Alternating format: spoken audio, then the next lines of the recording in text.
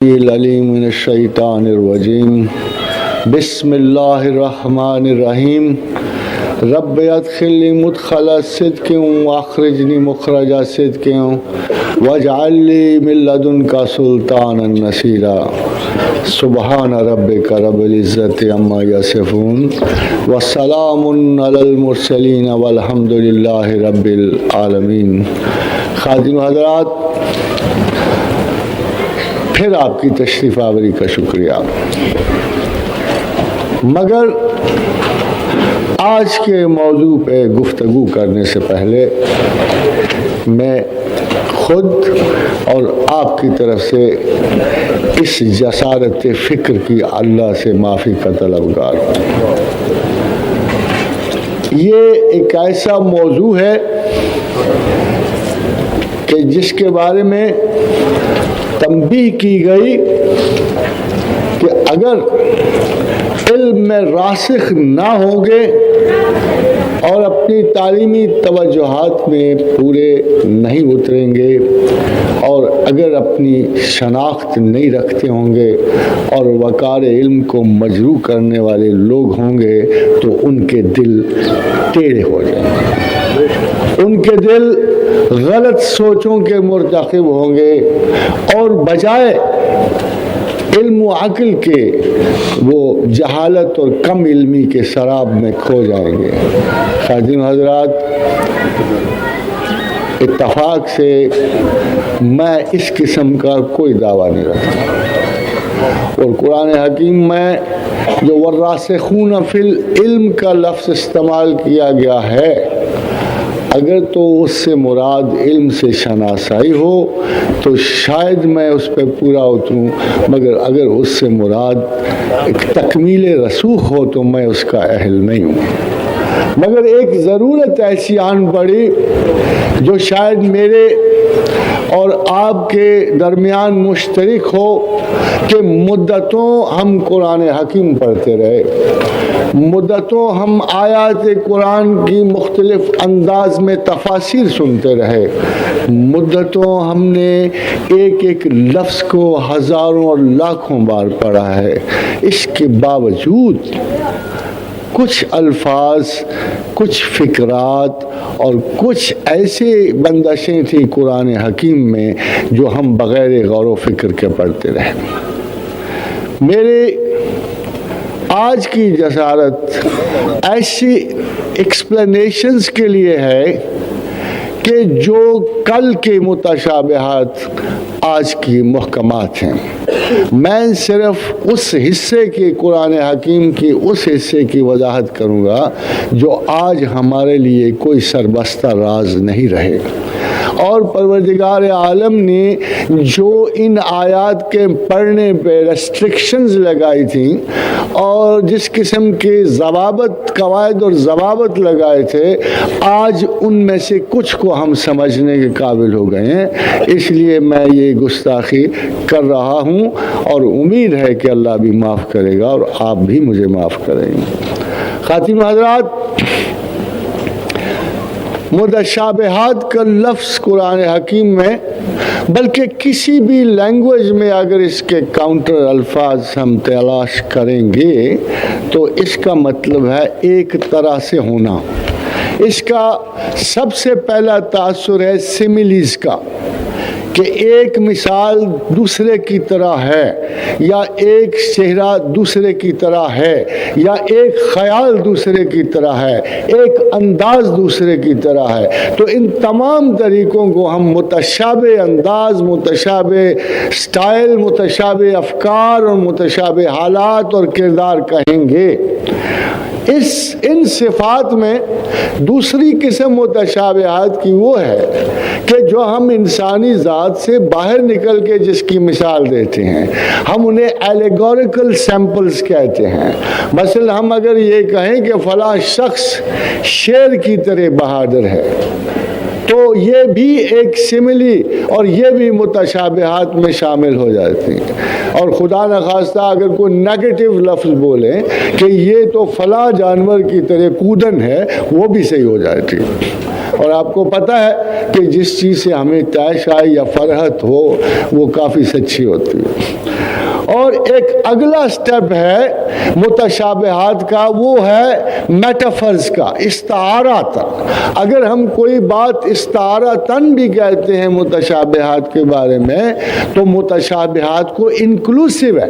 اگر استعاراتن بھی کوئی بات کہیں یا کسی کو کسی کا استعارہ قرار دیں تو بھی وہ متشابہات میں شامل ہوتی ہیں. مگر سب سے الجھی ہوئی بات ہے جو انٹریکیسیز میں ہوتی ہیں. خادم حضرات، یہ بظاہر یہ جو پہلی مثالیں ہیں یہ ہمارے ہاں اکثر سے استعمال ہوتی ہیں، مگر سم ٹائمز متشابہات انتہائی باریکیوں میں وارد ہوتی ہیں. فار ایگزامپل، اگر کوئی نفسیاتی اور کوئی پیچیدہ ترین علمی نقطے کی دو اصحاب میں مشابہت ہو جائے اور تو ہم ان کو بھی متشابہات میں شامل کرتے ہیں. یہ اس کا مطلب یہ ہے کہ متشابہات جنرل اور کامن سٹینڈرڈ سے لے کر اعلیٰ ترین علمی سٹینڈرڈز پہ ایک لیول میں جاتے ہیں. اس کا یہ بھی مطلب ہے خواتین و حضرات کہ متشابہات کی بہت ساری ڈائمینشنز ہیں، بہت ساری جہات ہیں، بہت سارے رخ ہیں.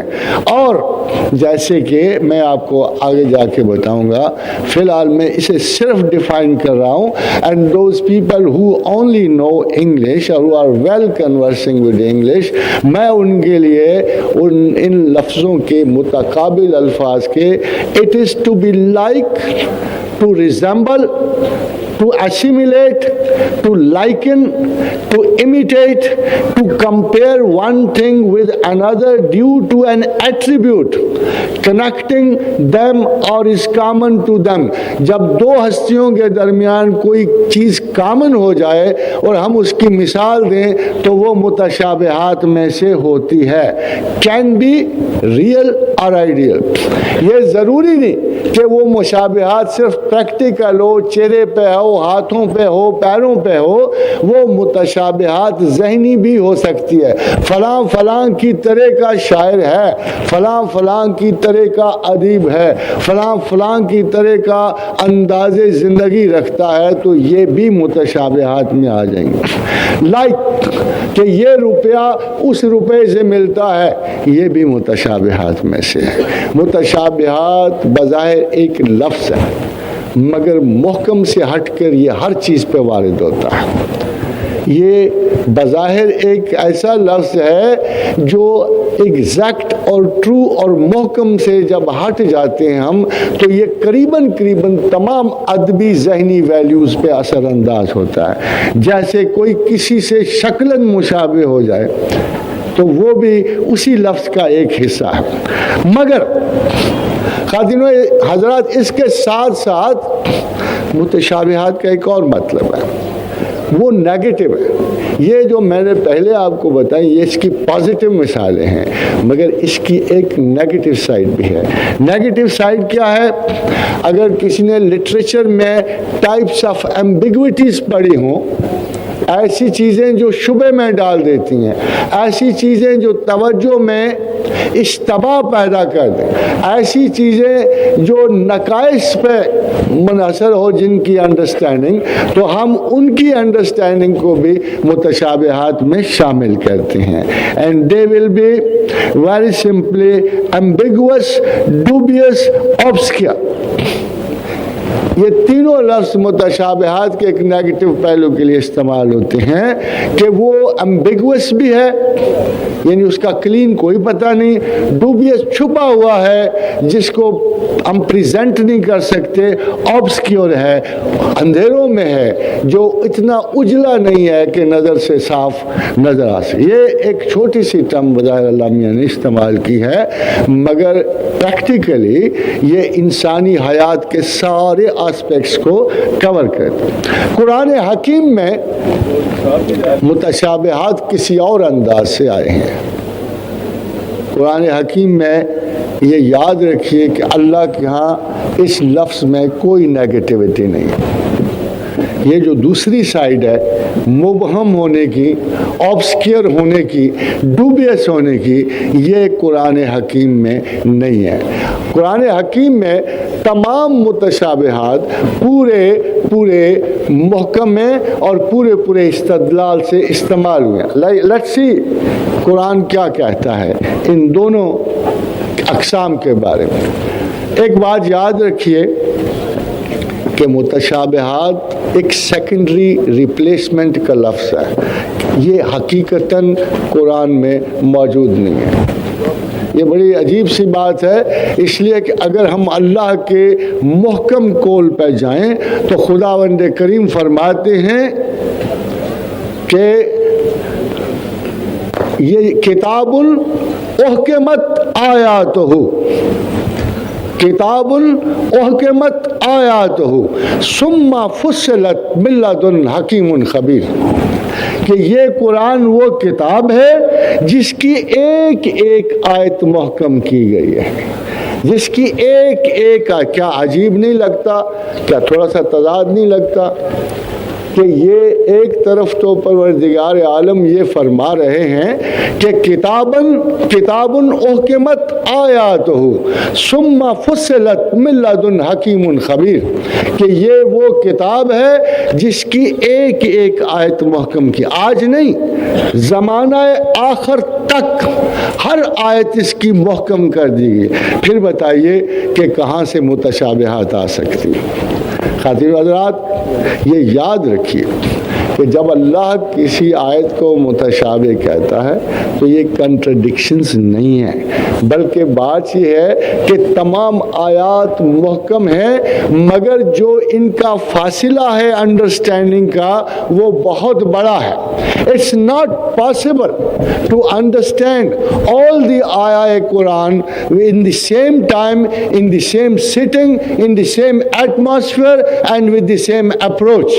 So ہمیں کسی بھی ایسی آیت کو جو تمام محکمات میں سے ہیں اگر کسی کے بارے میں شبہ پڑ جائے یا کسی کی فہم و فراست سے ہم عاری ہوں گے تو ہمیں اس ٹائم کو گین کرنا ہے، اس وقت کو، اس فہم و فراست کو گین کرنا ہے، اس علم کو گین کرنا ہے جو ہمیں اس متشابہ کو محکم کر دے۔ خاتون حضرات، بہت امپارٹنٹ بات اس میں اسی لیے پروردگار عالم نے فرمایا ہے کہ جو کم فہمی کے ساتھ، کم انڈرسٹینڈنگ کے ساتھ متشابہات کو پڑھے گا، جائے گا، اس کے دل میں ٹیڑھ ہو جائے گا۔ اور پھر ان کے مسائل کا حل کیا ہو سکتے ہیں؟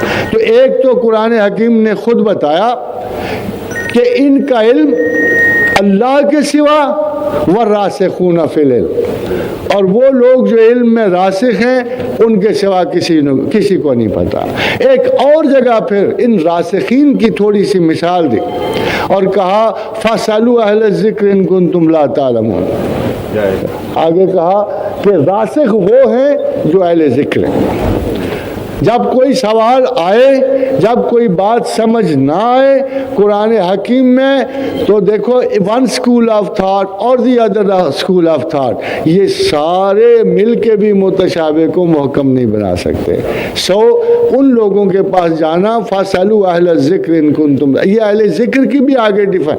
آپ کو پتا ہے کہ قرآن ایک ایسی کتاب ہے جو بذات خود اپنے آپ کو ایکسپلین کرتی ہے۔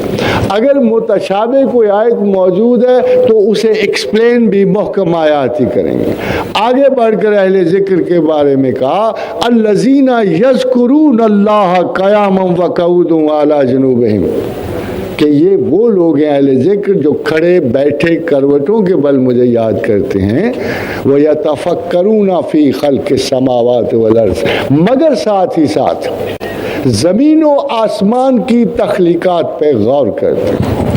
خادم حضرات، اگر میں ان کو بڑا سمپلیفائی کروں تو یہ ایک سائنٹسٹ ہے جو اللہ کی یاد میں لگا ہوا ہے اور جو تحقیق کے کام بھی کر رہا ہے، جو خدا کی حکمت کو سمجھنے کی کوشش کر رہا ہے، مگر سایہ خدا ذوالجلال میں یہ ساری کوششیں کر رہا ہے۔ متشابہ کا لفظ قرآن میں 8 یا 10 مرتبہ آیا، ان میں سے ہم نے دیکھنا یہ ہے کہ یہ جتنے الفاظ آئے ہیں یہ کس کس رنگ میں آئے ہیں اور متشابہ کے کیا کیا انداز ہمیں دے رہے ہیں. هو الذی انزل علیک الکتاب منہ آیات محکمات ہن ام الکتاب و اخر متشابہات. وہی تو ہے جس نے تم پر کتاب نازل فرمائی جس کی بعض آیتیں محکم ہیں. میں نے آپ سے کہا تھا نا کہ یہاں لفظ بعض ہے، مگر زمان و مکان سے گزرتے ہوئے ایک وقت مخصوص میں بعض آیات محکم ہیں، بعض متشابہ ہیں. مگر جب زمان و مکان سے گزرتی ہیں تو میں آگے چل کے آپ کو بتاؤں گا کہ وہ تمام آیات محکم ہیں، اور وہ قانون اس پہ رول کرتا ہے کتاب احکمت آیاتہ ثم فصلت من لدن حکیم خبیر، کہ اس حکیم و خبیر نے ہر آیت کو پرکھا تولا جانچا ہے اور ان میں کوئی کمزور ورژن نہیں ہے اور کوئی ایمبیگوس ورژن نہیں ہے. آگے بڑھتے ہوئے فرماتے ہیں اللہ میاں فَأَمَّا الَّذِينَ فِي قُلُوبِهِمْ زَيْغٌ فَيَتَّبِعُونَ مَا تَشَابَهَ مِنْهُ ابْتِغَاءَ الْفِتْنَةِ وَابْتِغَاءَ تَأْوِيلِهِ وَمَا يَعْلَمُ تَأْوِيلَهُ إِلَّا اللَّهُ وَالرَّاسِخُونَ فِي الْعِلْمِ يَقُولُونَ آمَنَّا بِهِ كُلٌّ مِّنْ عِندِ رَبِّنَا وَمَا يَذَّكَّرُ إِلَّا أُولُو الْأَلْبَابِ. یعنی وہی تو ہے جس نے تم پر کتاب نازل کی جس کی بعض آیتیں محکم ہیں اور وہی اصل کتاب ہیں اور بعض متشابہ ہیں. تو جن لوگوں کے دلوں میں کجی ہے وہ متشابہات کا اتباع کرتے ہیں. خاتون ازا یہ بڑا امپورٹنٹ ہے، متشابہات کا اتباع کیسے ہوتا ہے. آپ کو فتنہ ارتداد یاد ہے؟ شروع میں جب 5 نمازیں فرض ہو گئیں تو سجاہ نے مسلمہ کذاب سے شادی کی. جب شادی کی تو انہوں نے اس طرح کی انٹرپریٹیشن کی کہ 5 میں سے 2 نمازیں معاف کر دی. اپنے اس شادی کی شوق میں انہوں نے مسلمانوں کو لبرٹی دے دی کہ 5 میں سے 3 نمازیں پڑھو، 2 ویسے معاف کر دی. ایک صاحب اور اٹھے جیسے اسود انسی تھے، انہوں نے اور احکامات معاف کر دیے. تو محکم آیات کو انہوں نے مشتبہ کرنے کی کوشش کی اور اس لیے وہ مرتد ٹھہرائے گئے کہ انہوں نے محکم آیات کے خلاف متشابہ احکامات پاس کیے تھے. خاتون حضرات، جو علم میں دستگاہ رکھتے ہیں، درس علم میں دستگاہ کون رکھتا ہوگا؟ میں اور آپ نہیں. اصل میں یہ ایک اپروچ ہے. لیکن میں ایک بڑی عجیب سی بات آپ کو، کہ اگر تو علم کسی کے پاس ہے تو مجھے اس کے پاس جانا پڑتا ہے. یہ جو راسخ ہیں علم میں، یہ کس چیز میں راسخ ہوتے ہیں؟ کیا ان کی اپنی علمیت پر ان کو ناز ہے؟ کیا ان کو دنیاوی علوم پر ناز ہے؟ یہ یاد رکھیے کہ علم کے راسخ وہ ہیں جو تمام دنیاوی علوم کو ووکیشنل سمجھتے ہیں. Everything we learn in this world, on this earth, جو ہماری زندگی کے معاملات میں ہمیں مدد دیتا ہے، جو ہماری سائیکولوجیکل طرفوں میں ہمیں مدد دیتا ہے. ایک آرٹسٹ یا ہو، ایک شاعر ہو، یا کوئی بھی ہو، ایک مصنف ہو یا ایک کاریگر ہو، اس کی تمام تر تحریرات جو ہیں کسی نہ کسی طریقے سے اس کے سیلف کو پیمپر کرتی ہیں، اس کے سیلف کو زندگی دیتی ہیں، اس کی زندگی کی کسی نہ کسی اہمیت کا سہارا بنتی ہیں. مگر یہ راسخون فی العلم ہیں جو علم کو صرف اور صرف خدا، اپنی اور خدا کی شناخت تک محدود کرتے ہیں. ان کو معلوم ہے کہ علمیت صرف یہ ہے اللہ کو جاننا اور اللہ کو جاننے کے لیے اپنے آپ کو جاننا. یہ باقی تمام علوم سے کچھ نہ کچھ لے تو لیتے ہیں، کچھ نہ کچھ خیرات تو لے لیتے ہیں.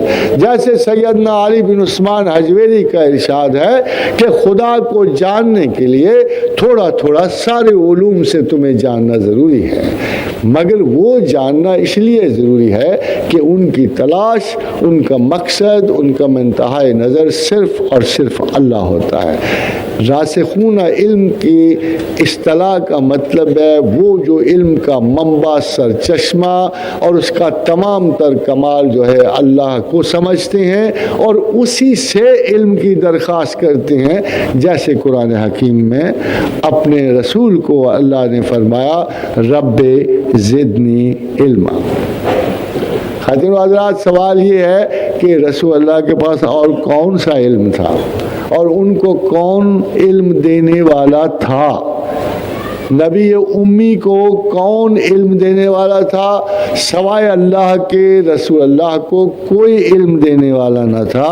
اور علم دینے والا ان سے کہہ رہا ہے کہ محمد ایسے دعا کیجئے کہ رب زدنی علما، کہ اے میرے رب میرا علم بڑھا. اور یہ راسخین کی فطرت ہے کہ وہ علم کے لیے خدا کی طرف رجوع کرتے ہیں. حضرت حضرات، دوسری آیت کو دیکھیے. کلما رزقوا منها من ثمرات رزق قالوا هذا الذي رزقنا من قبل وأوتوا به متشابها. جو جنت میں جائیں گے بہت سارے پھل اور دیکھیں گے تو کہیں گے ایسے پھل تو ہم پہلے بھی دیکھا ہے. مشابہ تو یہ کہ تو ہم پیچھے بھی آڑو اور انار اور انجیر کھاتے چلے آئے ہیں، مگر خدا کہتا ہے کہ یہ شکلن ایک جیسے. اب متشابہ کا رول سمجھیے کہ بعض اوقات شکلن پھل ایک جیسے ہیں مگر مزہ جدا جدا. یہ مشابہت کی ایک قسم ہے کہ خارجی پہلو ایک جیسے ہیں مگر داخلی کیفیات جدا جدا ہیں. کبھی یہ ہوتا ہے کہ ادب میں سٹیٹمنٹ ایک جیسی ہیں مگر مطالب اور اشارت علیحدہ علیحدہ ہے. کبھی جب انسانی زندگی پہ آئیں گے تو ہم کہیں گے چہرے ایک جیسے ہیں، کردار جدا جدا ہے. تو یہ مشابہت کا یہ پیٹرن جو ہے وہ اوتو بہی متشابہہ، کہ جو پھل وہاں کھائیں گے کہیں گے اے پروردگاری تو ہم پہلے بھی کھا کے آئے ہیں، اسی طرح کے پھل تھے، مگر یہ اس طرح کے پھل نہیں ہوں گے. ان کی لذت، ان کا انداز، ان کا ذائقہ چاہے 100 ایک قسم کے ہوں مگر ان کے انداز اور لذت اور ذائقہ جدا جدا ہوں گے.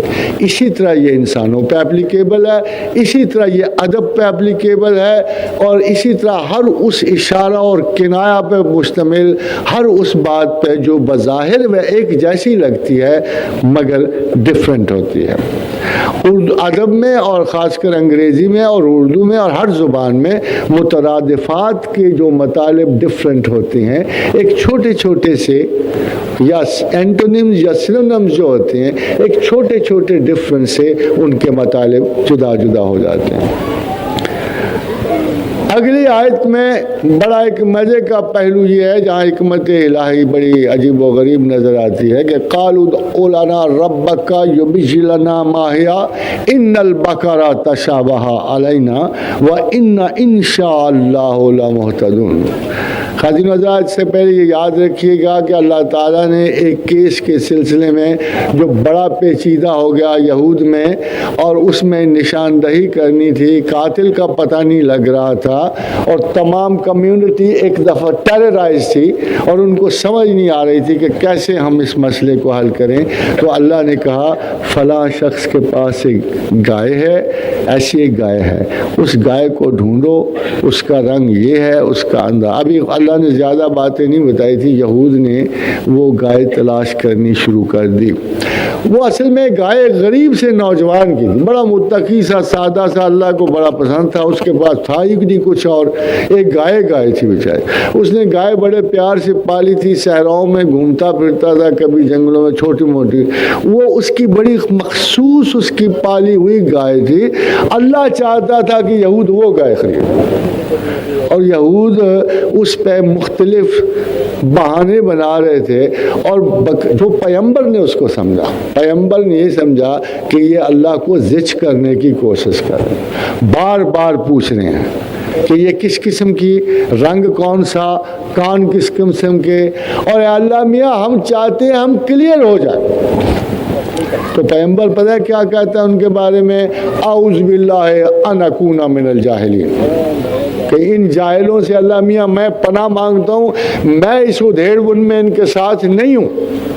مگر اللہ میاں بھی حجت تمام کر رہا ہے، اور بالآخر وہ ساری قوم یہود بالآخر وہاں تک پہنچی جو اس نوجوان کی گائے تھی، اور پھر اس نوجوان کی تو ماشاء اللہ تعالی لاٹری نکل آئی۔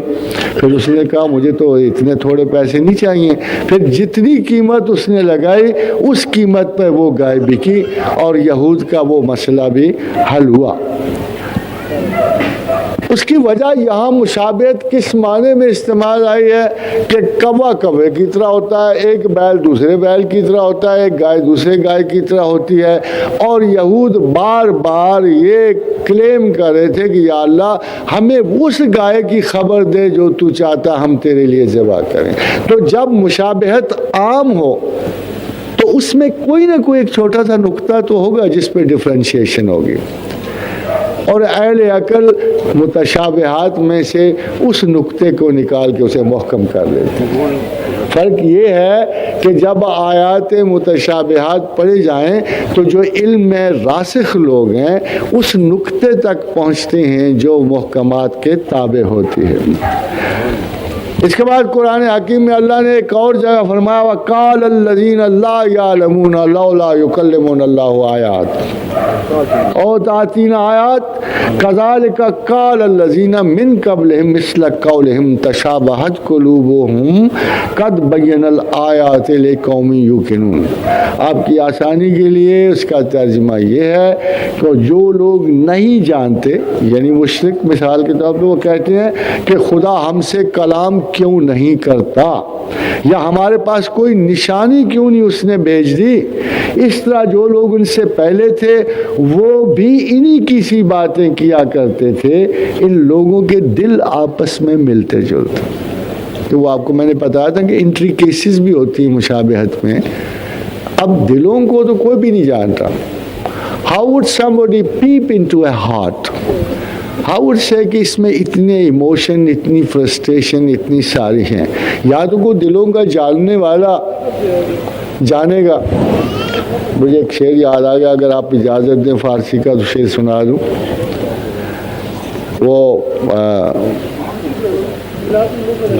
نگاہم نک بگنجینائے دل حامیزت، میری آنکھ دلوں کے خزانوں میں نقب لگاتی تھی۔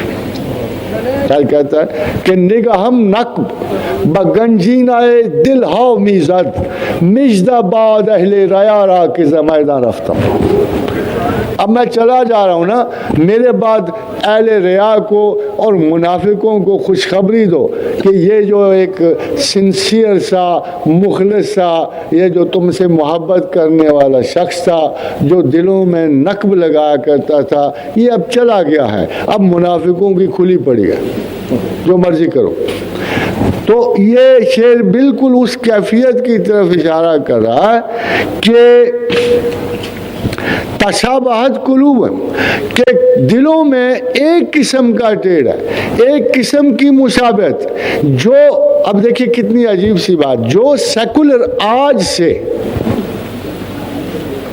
300-400 سال پہلے بات کر رہا ہے وہی سیکولر آج بھی کر رہا ہے، جو عادات اور آرگومنٹس قوم عاد و سمود کا باشندہ دے رہا ہے آج کا بھی وہی دے رہا ہے۔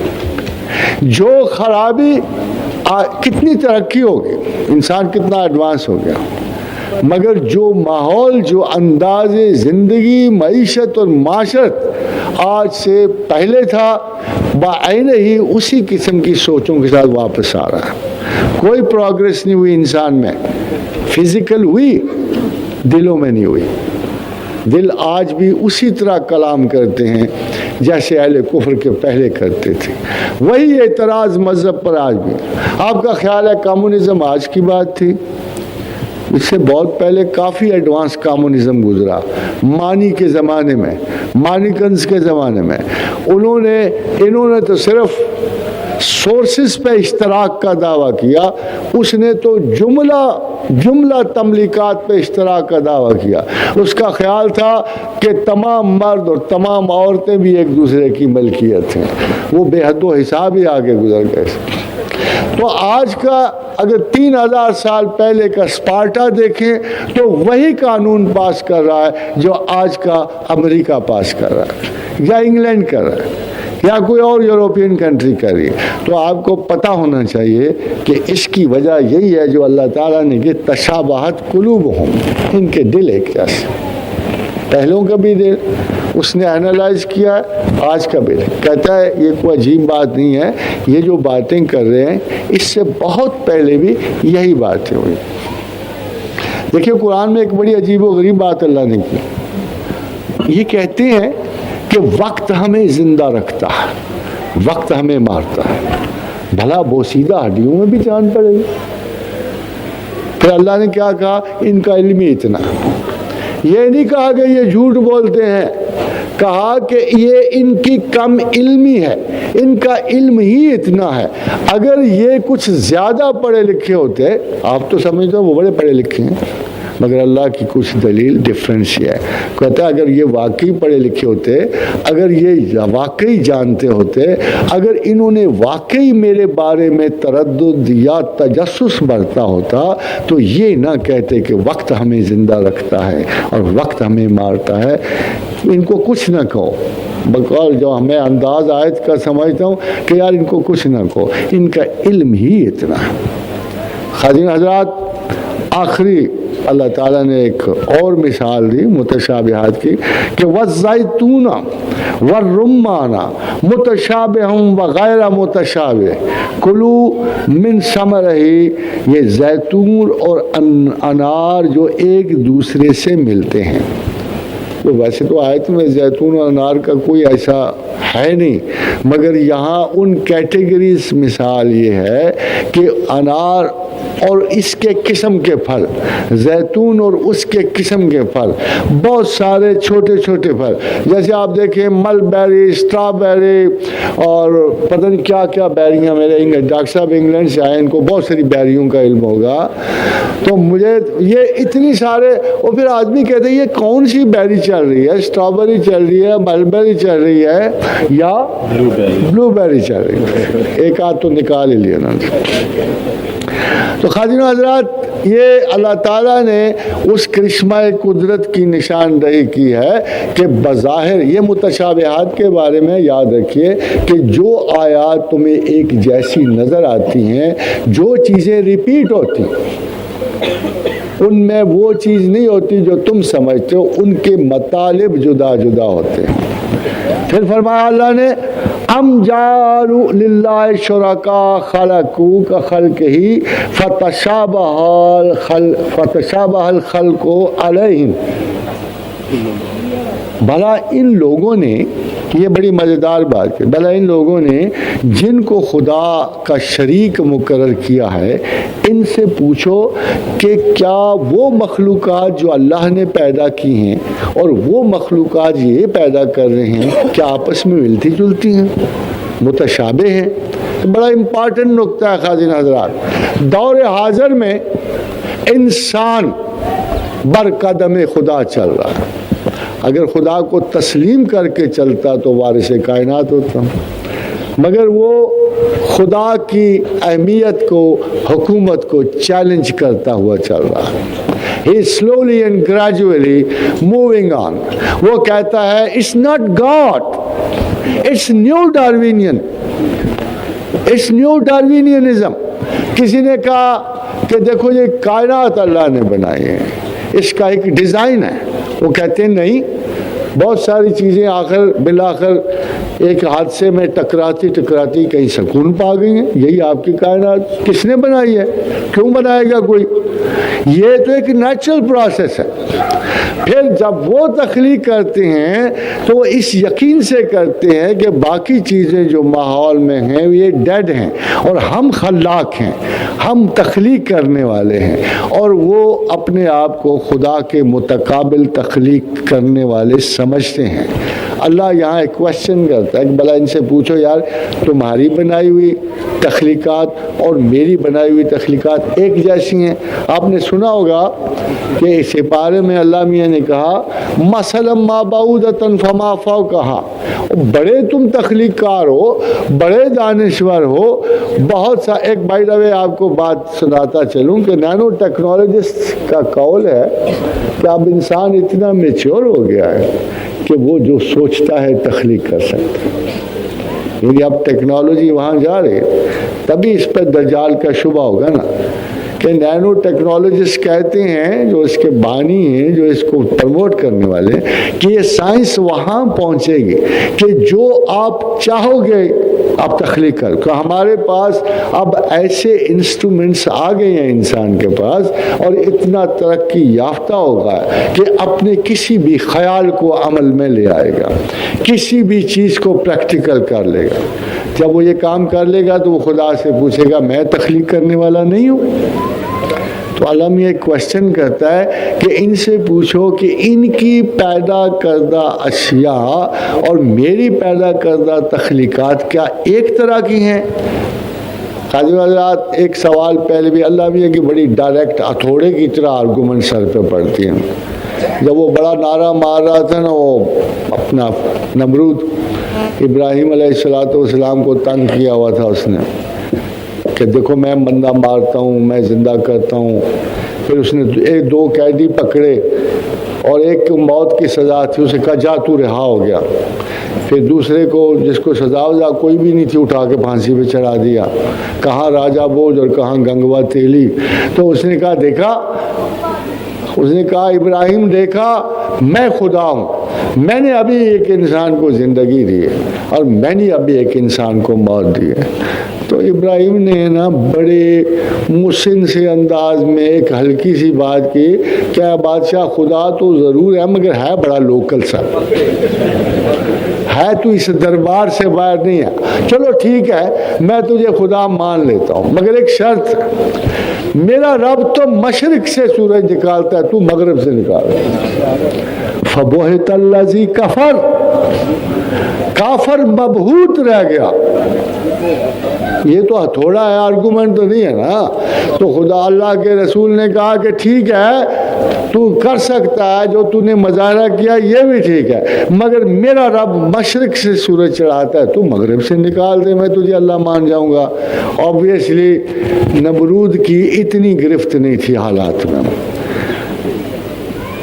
حضرت حضرات ایک بڑی امپورٹنٹ حدیث ہے, اللہ نزل احسن الحدیث کتابا متشابہا مثانی تقشعر منہ جلود الذین یخشون ربهم ثم تلین جلودهم وقلوبهم الی ذکر اللہ ذالک ھدی اللہ یہدی بہ من یشاء ومن یضلل اللہ فما لہ من ہاد. اس میں اللہ کو اور ہی بات کری, فرمایا خدا نے نہایت اچھی باتیں نازل فرمائی, صدق اللہ, بہت اچھی باتیں نازل فرمائی, یعنی کتاب یعنی قرآن جس کی آیات باہم ملی جلی ہیں اور دہرائی جاتی ہیں. یہاں ساری آیات کو متشابہ کرا دیا, ادھر ساری آیات کو محکم اور ادھر ساری آیات کو متشابہ کرا دیا.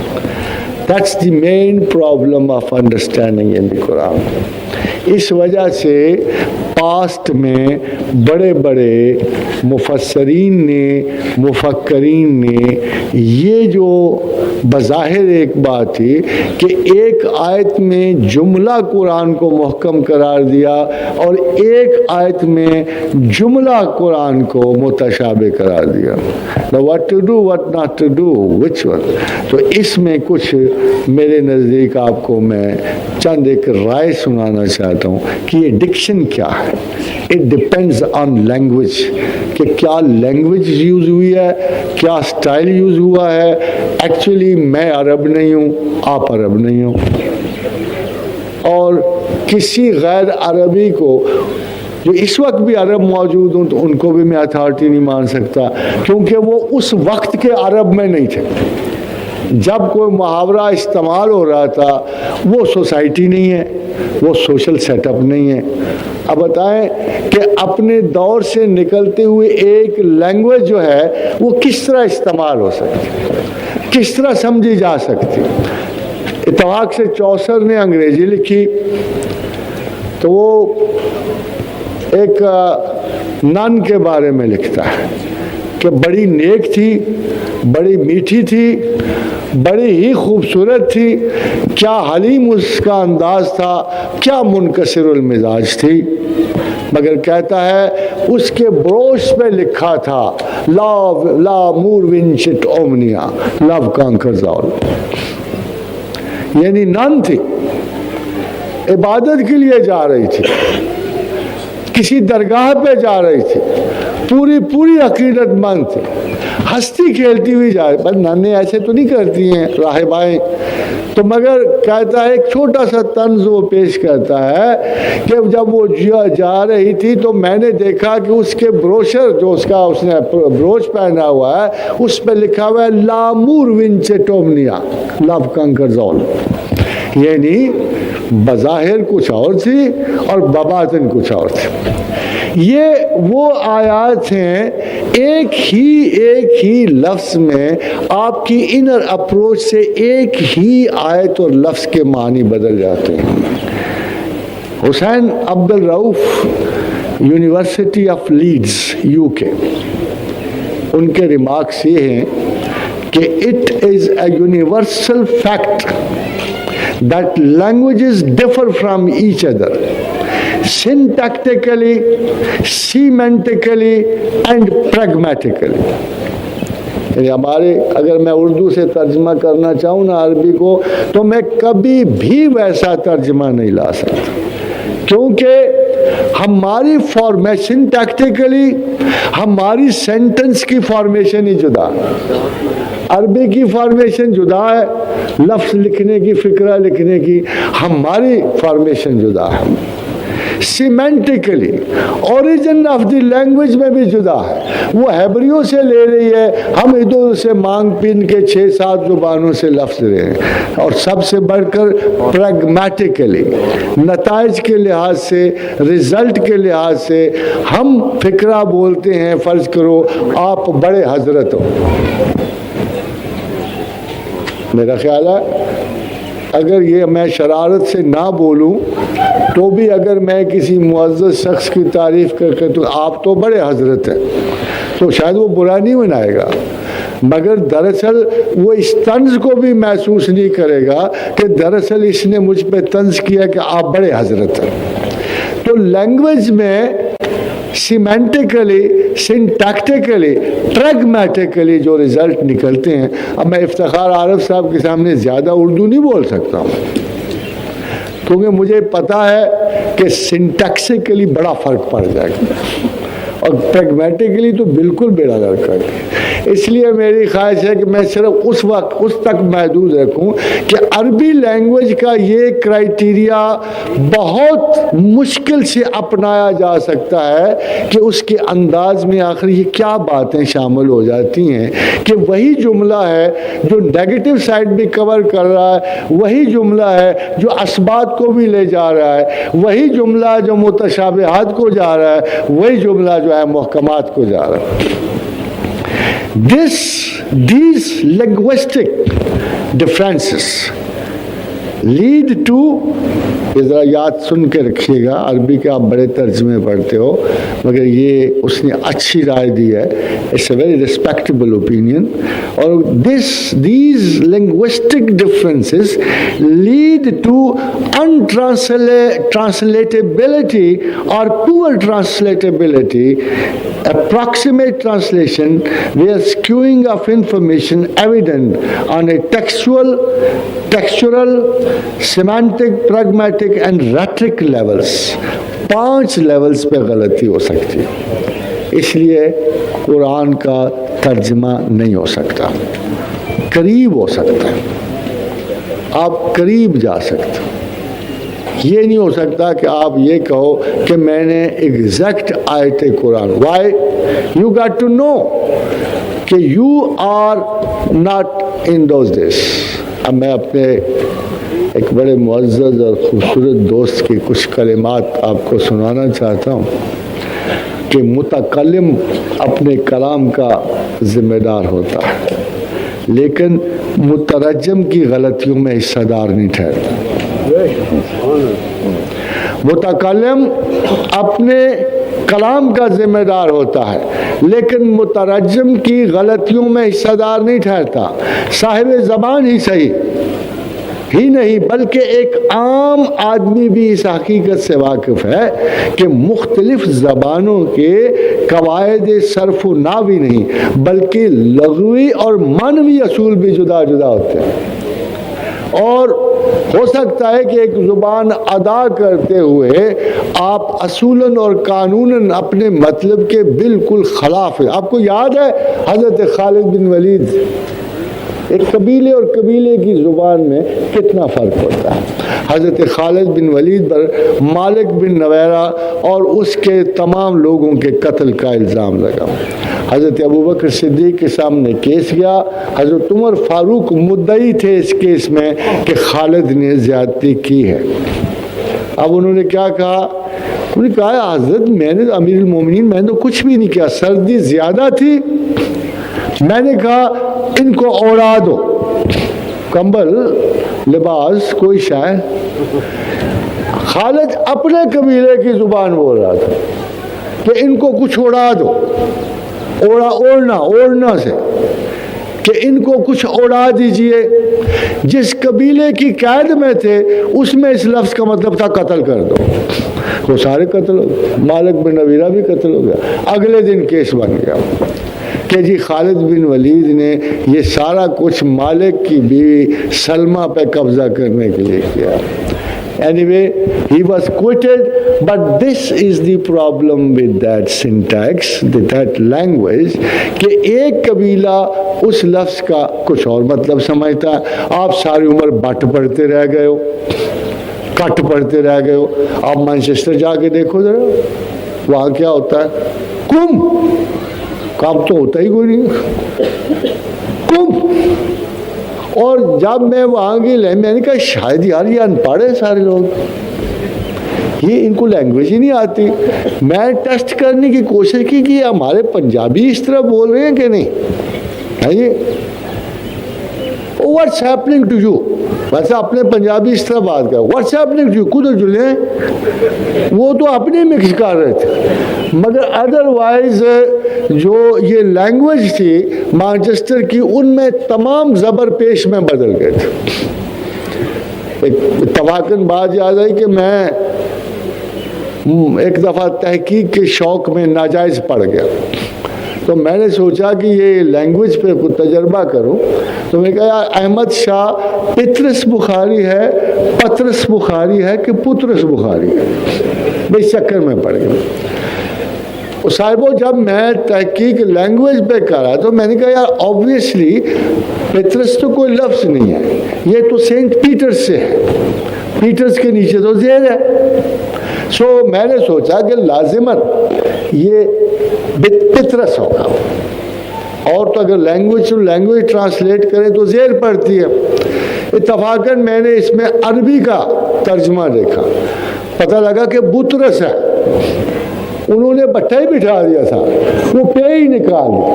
انہوں نے کہا جی پیٹرز کو عربی میں بطرس کہتے ہیں.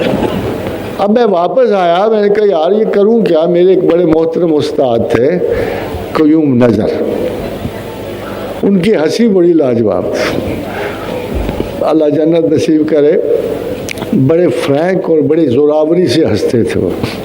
تو میں نے ان سے پوچھا، میں نے کہا اپنا پروفیسر صاحب ایک منٹ، آپ تو ماہرین زبان میں سے ہیں، مجھے یہ بتائیے یہ پطرس ہے یا پترس ہے؟ ہنسنے لگے، کہتے ہیں اگر اہل زبان ہو تو پترس کہہ لو، اگر اہل زبان نہیں ہو تو پطرس چلے گا. تو میں نے کہا یہ آپ نے مجھے کون سا حل دیا؟ تو پھر میں اپنے ہیڈ آف دا ڈپارٹمنٹ کے پاس گیا. تو میں نے کہا ڈاکٹر صاحب مجھے صرف یہ بتائیے کہ مصنف اپنے آپ کو کیا کہتا تھا؟ تو انہوں نے کہا وہ پطرس کہتا تھا. اینڈ دیٹس ہاؤ یہ میری تحقیق اپنے برے انجام کو پہنچی. اس میں لینگویج کو کچھ نہیں ملا. اب آپ دیکھیے کہ بہتر ترجمہ اس وقت تک ممکن نہیں جب تک مترجم دونوں زبانوں کے بنیادی اصول، زبان کے محاورے، ایڈیمیٹکس، دونوں معاشروں کی تہذیبی روایتوں سے بقدر ضرورت آگاہ نہ ہو. قرآن کے ترجمے میں خصوصی مشکل یہ ہے کہ اس کا مصنف نہ صرف ماضی اور حال بلکہ انتہائی مستقبل کی بات کرتا ہے. اب سوچتے نہیں، قیامت کی بات فرما رہے ہیں، وہ کوئی لوکل بات تو ہے نہیں اس میں. لوکل رول کو ایکسٹینڈ کرو تو وہ والسماء ذات البروج تک پہنچتا ہے، یا اذا زلزلت الارض زلزالہا تک پہنچتا ہے. اور یہ بھلا کیسے ممکن ہے خواتین و حضرات کہ 20ویں صدی کے انکشافات 15ویں صدی کا مفسر کیسے کر پاتا؟ Is there any reason؟ کیا آپ کے پاس کوئی دلیل موجود ہے کہ 15ویں صدی کا ایک مفکر یا مفسر کیسے ان آیات کی تعبیر کر پاتا جو زمان و مکان میں 21ویں اور 22ویں صدی میں کھلنی تھی؟ It was not possible. مگر دو، یہ کہ یا تو رسول اللہ صلی اللہ علیہ وسلم یا تو خود وضاحت فرما دیتے، یا جن لوگوں پہ اللہ کے رسول کی نوازش ہوتی اور وہ علم میں راسخ ہوتی. اب ذرا سنیے، میں ان لوگوں کی بات کرتا ہوں جن کے گھروں میں قرآن پڑھے جاتے تھے، اترتا، جن کے گھروں میں قرآن اترا. At least I would say کہ they have the best commentary on متشابہات. امام محمد باقر فرماتے ہیں کہ ہر قرآن ہر لفظ کا ایک ظاہر ہے اور اس ظاہر کا پھر ایک ظاہر ہے. قرآن کے ہر لفظ کا ایک ظاہر ہے، پھر اس ظاہر کا ایک ظاہر ہے. فرمایا قرآن کے ہر لفظ کا ایک باطن ہے، پھر اس باطن کا ایک باطن. اب تھوڑی سی آپ کو مثال دیتا ہوں ذرا. اللہ میاں کہتے ہیں دیکھو بات کہاں کی کرتا ہے اور ظاہر کہاں سے نکالتا ہے اور باطن کہاں سے. فرمایا کہ اپنے آپ کو متقی مت کہو، اپنے آپ کو کبھی پاکباز مت کہو. ہوا عالم بمن اتقا، میں اچھی طرح جانتا ہوں تم کتنے پاکباز ہو. چھوڑو یہ باتیں. اللہ اپنے سامنے نا، اب دوسروں کے سامنے تو ہم کر سکتے ہیں.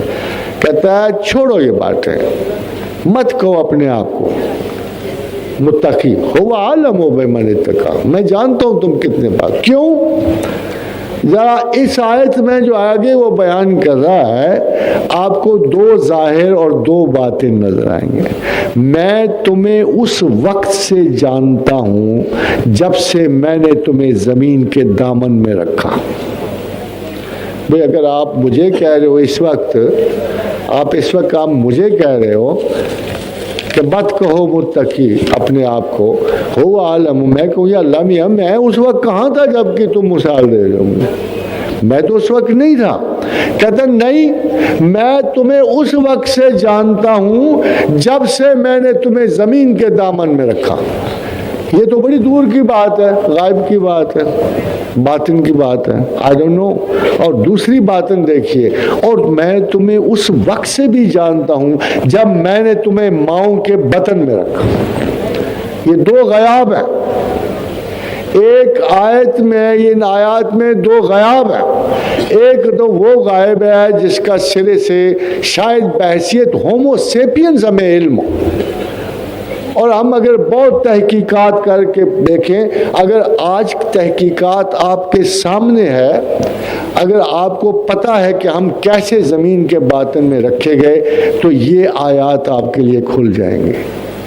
اگر آپ کو گائنی کے پروسیجرز کا پتہ ہے، آپ کو پتہ ہے بچے کیسے پیدا ہوتے ہیں، پھر آپ پر دوسری آیت بھی کھل جائے گی۔ مگر اگر نہیں پتہ تو یہ آیت آپ کے لیے متشابہ ہے، میرے لیے نہیں ہے، یا ڈاکٹروں کے لیے بھی نہیں ہے، بایولوجینز کے لیے بھی نہیں ہے، مگر بہت سے ایسے لوگوں کے لیے جن کو ان دو سبجیکٹس کا علم نہیں ہے، ان کے لیے یہ متشابہ ہے۔ امام نے بڑی خوبصورت اور معقول بات، امام جعفر صادق فرماتے ہیں، بڑی خوبصورت بات کی انہوں نے فرمایا کہ محکم عمل کے لیے، تمام محکم آیات عمل کے لیے، اور متشابہ جاہلوں کے لیے۔ ویسے بڑا خوبصورت طنز بھی ہے کہ all ambiguities are for those who are ignorant۔ لیکن بات وہی آگئی پھر، if you are ignorant، وہ آیت آپ کے لیے متشابہ ہو جائے گی، اگر آپ جانتے ہو وہ محکم ہو جائے گا، کیونکہ بیسیکلی سب محکم ہے، تو فرق کیا پڑا یہ کہ علم کم ہے۔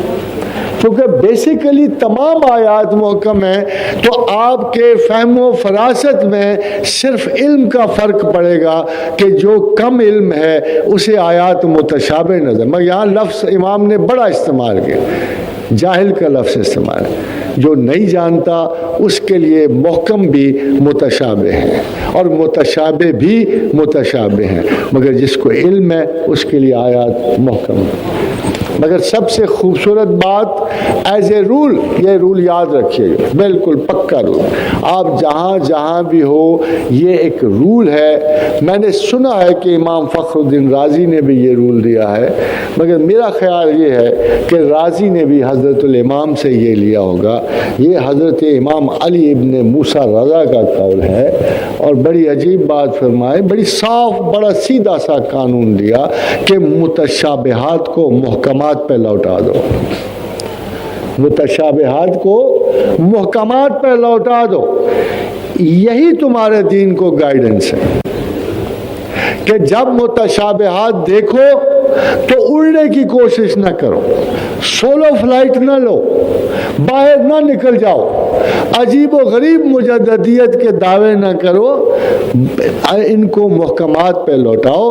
محکمات بالکل قرآن حکیم میں جیسے اللہ نے کہا کہ حضرت انسان کائنات میں تو جائے گا تو صحیح، تو ستاروں کو پھرولے گا تو صحیح، تو اجرام فلکی میں دراندازی کرے گا تو صحیح، مگر تم اس حدود سے نکل نہیں سکتے الا بسلطان، تم نکل نہیں سکتے ہو۔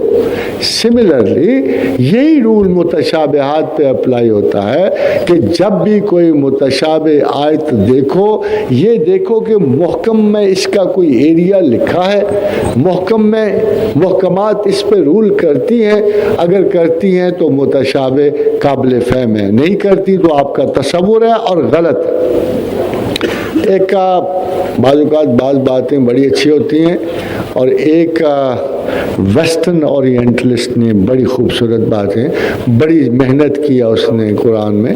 I won't call him the best, but he is one of the very good commentators on متشابہات۔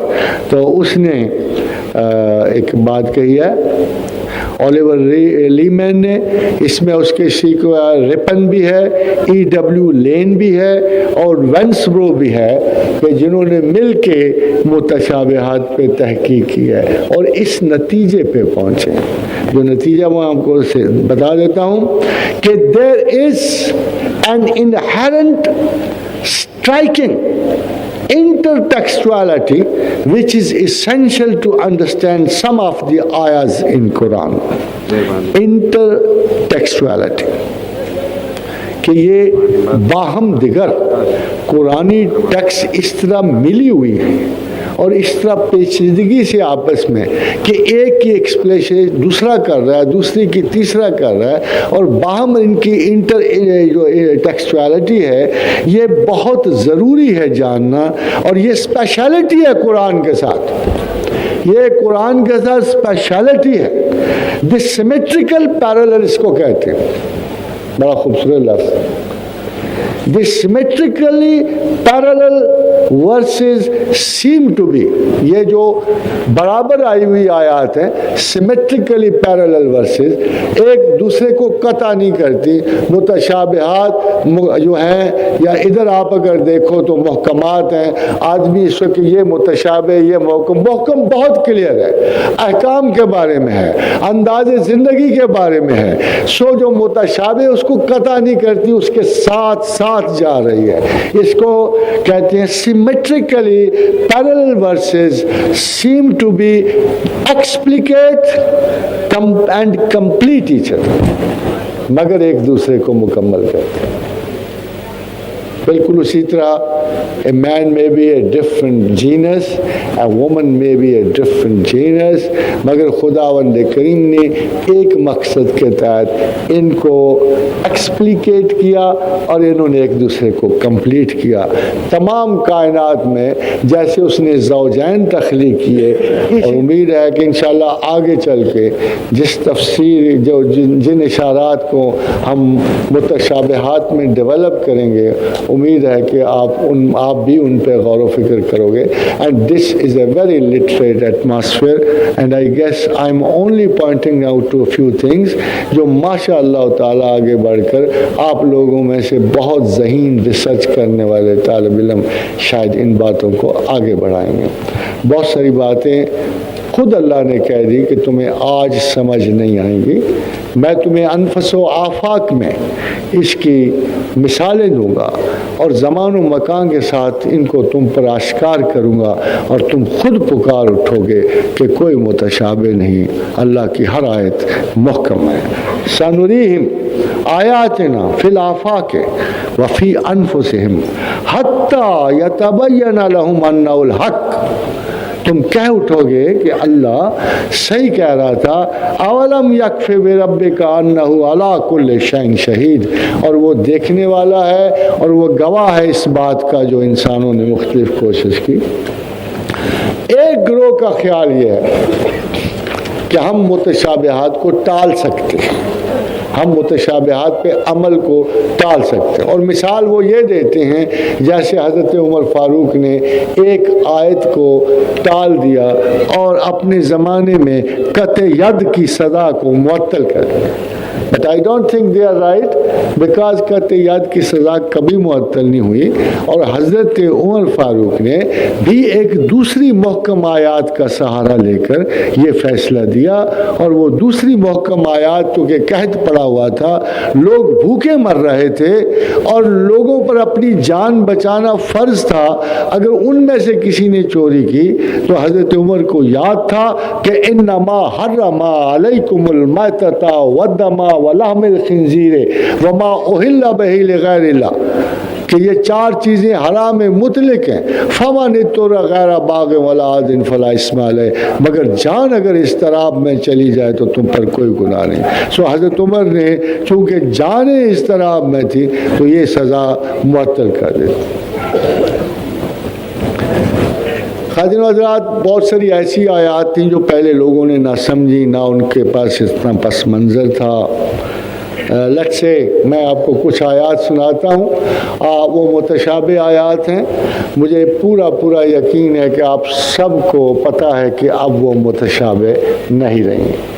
وسخر الشمس والقمر واللیل والنہار کل یجری الی اجل مسمی، کہ سورج چاند ستارے ہم نے مسخر کیے اور تمام چل رہے ہیں وقت مقررہ تک۔ یہ متشابہ تھی ٹولیمی کے زمانے میں، متشابہ تھی آج سے 1500 برس پہلے، متشابہ تھی کوپرنیکس کے زمانے میں، متشابہ تھی گیلیلیو کے زمانے میں۔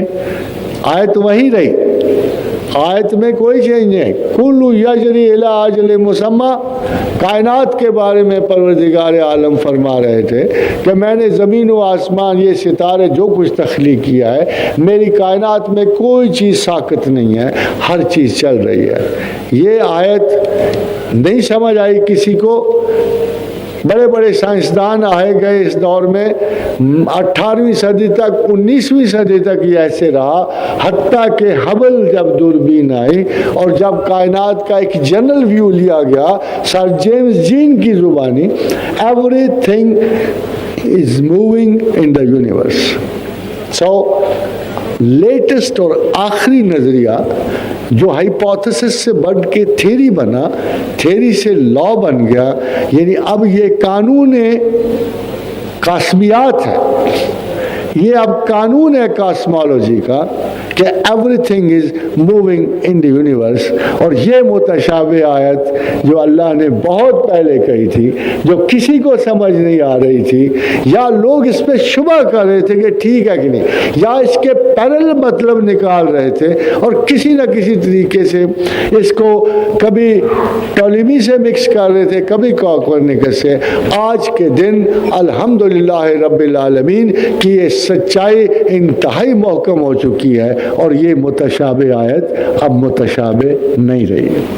حاضرین حضرات سنیے، وَالسَّمَاءِ بَنَيْنَهَا بِأَيْدٍ وَإِنَّا لَمُوسِعُونَ، ہم نے اس کائنات کو زور بازو سے بنایا اور ہم اسے وسیع تر کر رہے ہیں۔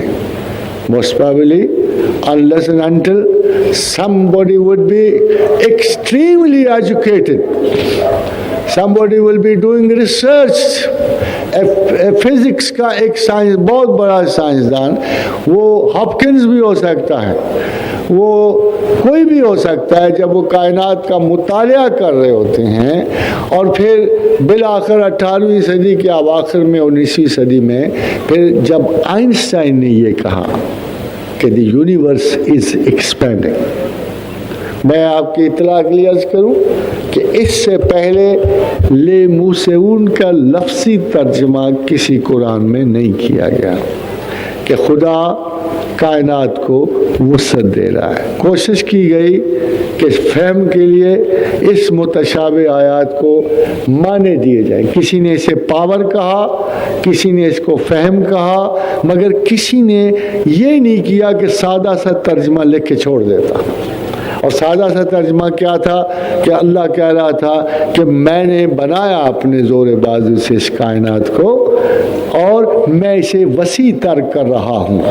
Only Einstein was capable to understand the secret of the universe، اور جب اس کی برسی آئی تو اس برسی کے اوپر لکھا ہوا تھا expanding universe of Einstein۔ حقیقتاً it was not his universe۔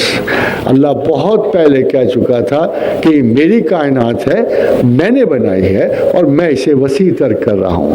کل کی متشابہ آج کے ایکسیسو سائنٹیفک ہارڈ ورک سے بالآخر ثابت ہو گیا کہ یہ متشابہ نہیں بلکہ کائناتی حقیقت کے بارے میں محکم آیت ہے کہ کائنات واقعی پھیل رہی ہے۔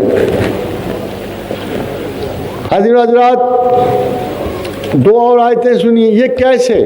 یہ متشابہات صرف علم کے نقص سے، کمی سے، انفارمیشن کی وجہ سے متشابہات۔ جب زمانہ آگے بڑھا اور ریسرچز آئیں، تعلیمات آئیں، شعور انسان بالغ ہوا، غور و فکر کی عادت پڑی، وَيَتَفَكَّرُونَ فِي خَلْقِ السَّمَاوَاتِ وَالْأَرْضِ، تو یہ آیات محکم ہو گئی۔ پھر اس نے کہا اولم یر الذین کفروا، تو میرا انکار کیسے کرو گے؟ ان السماوات والارض کانتا رتقا ففتقناهما وجعلنا من الماء كل شيء حي، کہ یہ کائنات پہلے ایک وجود تھی، پھر میں نے اسے پھاڑ کے جدا کر دیا، پھر میں نے اسے پھاڑ کے وجعلنا من الماء كل شيء حي، اور میں نے تمام حیات کو پانی سے پیدا کیا۔ خواتین و حضرات، یہ ناقابل فہم آیات تھی، ان کا کوئی سراغ نہیں لگ سکتا تھا اس زمانے میں۔ There was no reason, no way, no researches, no understandings۔ دور حاضر میں بگ بینگ تھیری نے پہلی آیت کی تصدیق کی، اولم یر الذین کفروا ان السماوات والارض کانتا رتقا ففتقناهما، کہ پہلے زمین و آسمان ایک وجود تھے، پھر میں نے اسے پھاڑ کے ٹکڑے ٹکڑے جدا کر دیا۔ اور دوسری آیت نے حیاتیات کے اوریجن کی تصدیق کی، وجعلنا، اور پیدا کیا، من الماء، پانی میں سے، کل شیء حی، تمام زندگی کو۔ یہ وہ آیات متشابہات زمان و مکان اور وقت کے ساتھ ساتھ اب انتہائی بڑے محکمات کا درجہ حاصل کر چکے۔ خاتون حضرات، آپ خود سوچئے، آج سے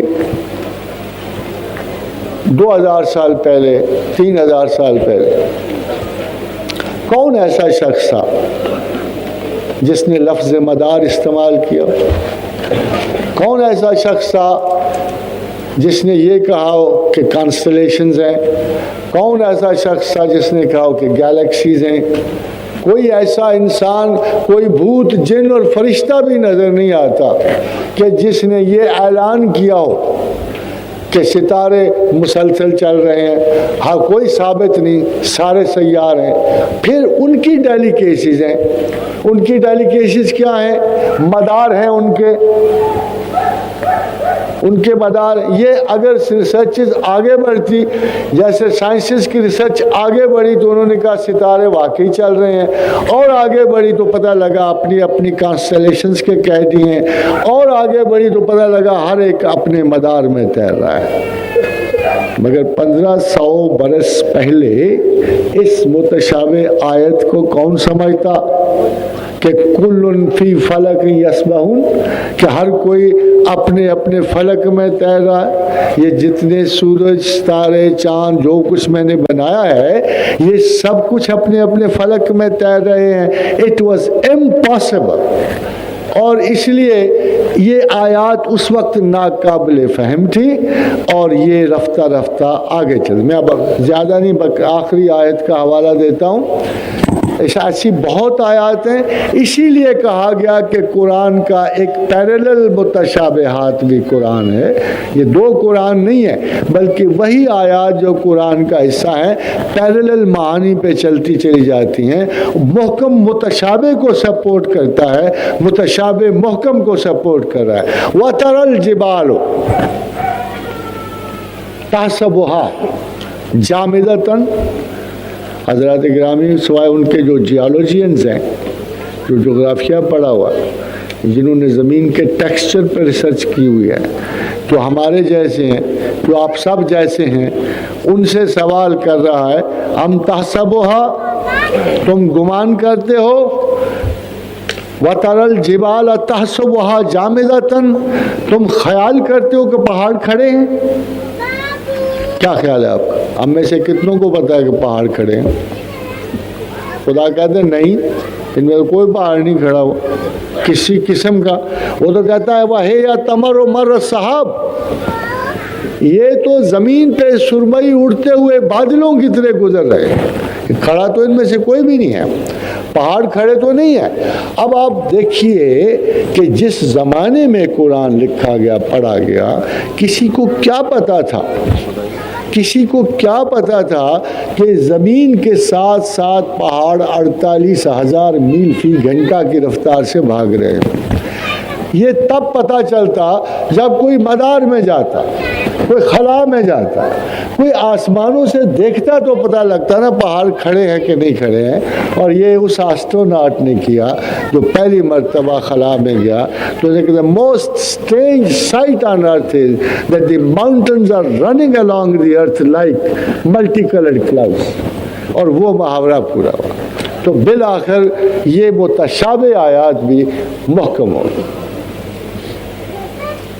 خاتون رضا خالی ایگزیکٹ سائنسز میں نہیں، عمرانی سائنسز میں بھی اللہ کی آیات متشابہ نظر آتی ہیں جو اب پروو ہو چکی ہیں. دیکھیے اللہ نے کہا وہ احضرت الانفس الشح، تمام جانوں کو ہم نے بخل جان پہ جمع کیا.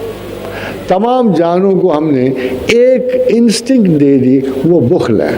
خاتون حضرات، جان بچانے کی انسٹنکٹ کو، دفاع ذات کی انسٹنکٹ کو، وہی جو قرآن کہہ رہا ہے کہ جب مر رہے ہو تو حرام بھی حلال ہے، اس پوری انسٹنکٹ کو حصے بقا کہتے ہیں. And this is the topmost instinct in all creations. اور خداوند کریم نے جب یہ کہا کہ میں تمام جانوں کو میں نے بخل جان پہ جمع کیا، تو آج کے دن تمام psychological surveys of all instincts would certainly agree on this fact کہ سب سے پہلی اور مؤثر instinct جو ہے وہ survival ہے، بقا ہے، جس پہ اللہ تعالیٰ نے زندگیوں کو استوار کیا ہے. اور وہ آج کے دن ہم پر زیادہ واضح ہے. حضرت آپ کو ایک واقعہ سناؤں کہ متشابہ کس طرح گمراہ کرتی. بہت بڑا فلاسفر تھا ابن رشد، بہت بڑا دانا اور بینا. یورپ اس کو استاد مانتا ہے، یورپ نے اس سے روشنی لیا ہے، علم لیا ہے. یورپ کی ایک ایج آف انکوائری ابن رشد سے اور غزالی سے شروع ہوئی ہے. تو ابن رشد سے کسی نے پوچھا کہ تو خدا کے بارے میں بڑی فضول باتیں کرتا ہے، تمہیں کیا قوم عاد و سمود کا حشر نہیں پتا؟ تو ابن رشد نے کہا تم عاد و سمود کے حشر کی بات کرتے ہو، مجھے تو یہ بھی نہیں پتا وہ تھے بھی کہ نہیں. مگر خاتون حضرات، دور حاضر میں ابن رشد تو جیتا نہیں ہے، مگر عاد و سمود کے تمام باقیات زندہ ہیں، ان کے سراغ نکل آئے ہیں. یہ متشابہ آیت کی وجہ سے اتنا بڑا لکھا دانشور انسان بھی مغالطے میں پڑ گیا اور اس نے قوم عاد و سمود پہ ڈاؤٹ شروع کر دیے. whereas the fact was very simple کہ یہ قوم جو ریفرنس اللہ نے دی تھی یہ موجود تھی اور قائم تھی، مگر متشابہ تھی. اور ابھی علم کو رستہ طے کرنا تھا، تحقیق کو رستہ طے کرنا تھا اس متشابہ کو محکم کرنے میں. ایک اور وجہ بھی موجود ہے خاتون حضرات. ہم چلو بہت بڑے سے ہی بڑے دانشور سے، but in any case we are not God. There are few things جن کو ہمارے علم نے ابھی چھوا ہی نہیں. روح کے بارے میں پوچھتے کیا ہے؟ یہ تو اللہ کا امر ہے. اب اس لفظ امر میں آپ کی اور میری شناخت معطل ہو گئی ہے کہ بہت ہی کم علم اس کے بارے میں لوگوں کو دیا گیا. نیچرلی جہاں جہاں بھی آیات متشابہات روح کو کنٹین کریں گی یا اس کو مینشن کریں گی تو وہ یقیناً متشابہ معنی رکھیں گے. خاتون حضرات، میری کوئی روح پہ رائے ہے، میں کافی ساری تحقیق کر بیٹھا ہوں، ایک نقطہ نظر بنایا میں نے، روح پہ ایک نقطہ نظر، ایک اپروچ بنائی. But it's not necessary that you should agree with it. مجھے بھی نہیں یقین کہ میں نے جو ریسرچ کی ہے وہ صحیح ہے کہ نہیں ہے. تو میں اس متشابہ لفظ کو متشابہ طور پر ڈسکس کر سکتا ہوں، مگر فرینکلی میں آپ کو یہ نہیں کہہ سکتا. I don't have any argument سے کہ یہ پریکٹیکلی بائن ہی ایسے ہی ہے جیسے میں روح کے بارے میں نے اپنا اظہار کروں. مگر میرے ذہن میں خیال آتا ہے کہ حدیث رسول صلی اللہ علیہ وسلم میں حضور نے فرمایا کہ آدم کے لیے اللہ نے ان کی ہتھیلی پہ تمام اولاد آدم کی ارواح حاضر کی اور وہ باریک ذروں کی شکل میں تھے. ان میں سے کچھ ذرے چمکتے تھے اور کچھ تاریک، یعنی کچھ ان میں خوش نصیب تھے، جنت نصیب تھے، اور کچھ ان میں جہنم رسید تھے. باقی تو حدیث آگے چلتی ہے تھوڑی سی اور، مگر میں آپ سے کہنا چاہتا ہوں کہ روح کی مثال یہاں رسول اکرم صلی اللہ علیہ وسلم نے ذرات کی شکل میں دی. پھر آپ دیکھیے دوسری جو بات ہمارے پاس مشہور ہے کہ یہ ہمارے آخری مورا میں، جو کمر کے آخری مورا میں اس کو محفوظ کیا گیا ہے. So delicately, it's a permanent in existence, اور کسی بھی حال میں یہ ضائع نہیں ہو سکتی. اس کی حفاظت کے ایسے معقول بندوبست کیے گئے. اب دیکھیے کہ فرض کرو میں گمان کروں کہ دراصل روح جو ہے فائنسٹ پاسبل پروسیسنگ چپ ہے جو انسان کے پورے کوڈ کے لیے پورا اس میں، جیسے آپ جینیٹک سٹڈیز میں آگے جا رہے ہیں آپ کو پتہ لگتا ہے کہ ایک ایک جین میں پوری زندگی کے معاملات و حالات لکھے ہیں. تو عین ممکن ہے کہ یہ خیال کہ وہ ایک جینیٹک چپ ہے جو انتہائی باریک ہے اور وہ ہمارے باطن میں وہ ہماری زندگی کو پروسیس کرنے کے لیے لکھی ہوئی ہے، تو شاید اگلے وقتوں میں یہ روح کا سراغ بھی تھوڑا بہت، وما اوتیتم من العلم الا قلیلا، تھوڑا بہت سراغ لگ سکتا ہے. حضرت ڈائمینشن، جیسے میں نے حضرت امام کے قول میں آپ کو بتایا کہ وہ فرماتے ہیں کہ ایک نہیں بلکہ دو ڈائمینشنز ہوتے ہیں. جیسے حضرت موسیٰ اور خضر کے واقعے میں آپ کو پتہ لگا کہ ظاہری ڈائمینشن اور ہے اور باطنی ڈائمینشن اور. ظاہر میں ایک عمل ہوتا ہے اور پھر اس کا باطن کیا ہے یہ آپ کو خضر بتا رہے ہیں. پھر خضر کے باطن میں کیا مصلحت ہے یہ آپ کو اللہ بتاتے ہیں. تو ان کا کہنا درست ہے کہ ہر ظاہر کا ایک ظاہر ہے اور پھر قرآن کا ایک ظاہر ہے، پھر اس کا ایک ظاہر ہے، اور قرآن کا ایک باطن ہے، پھر اس کا باطن ہے. اور یہ ملٹی، کم از کم حضرت امام کے قول سے ایسے پتہ لگتا ہے کہ there are at least 4 dimensions of understanding the Quran. اور ان 4 ڈائمینشنز میں کوئی کتنا حصول رکھتا ہے ان ڈائمینشنز کے مطابق یہ اللہ جانتا ہے، یا پھر اس بندے کا اخلاص اور اس کی ریسرچ جانتے. تحقیق و جستجو کی ذمہ داری اگر خدائے وحدہ لا شریک تک پہنچنے کی کاوش اور خدا کا غیاب میں جانا اور ایمان کا جبر ہو جانا انسانی تحقیق اور جستجو اور تجسس ذات کے لیے مہمیز ہے.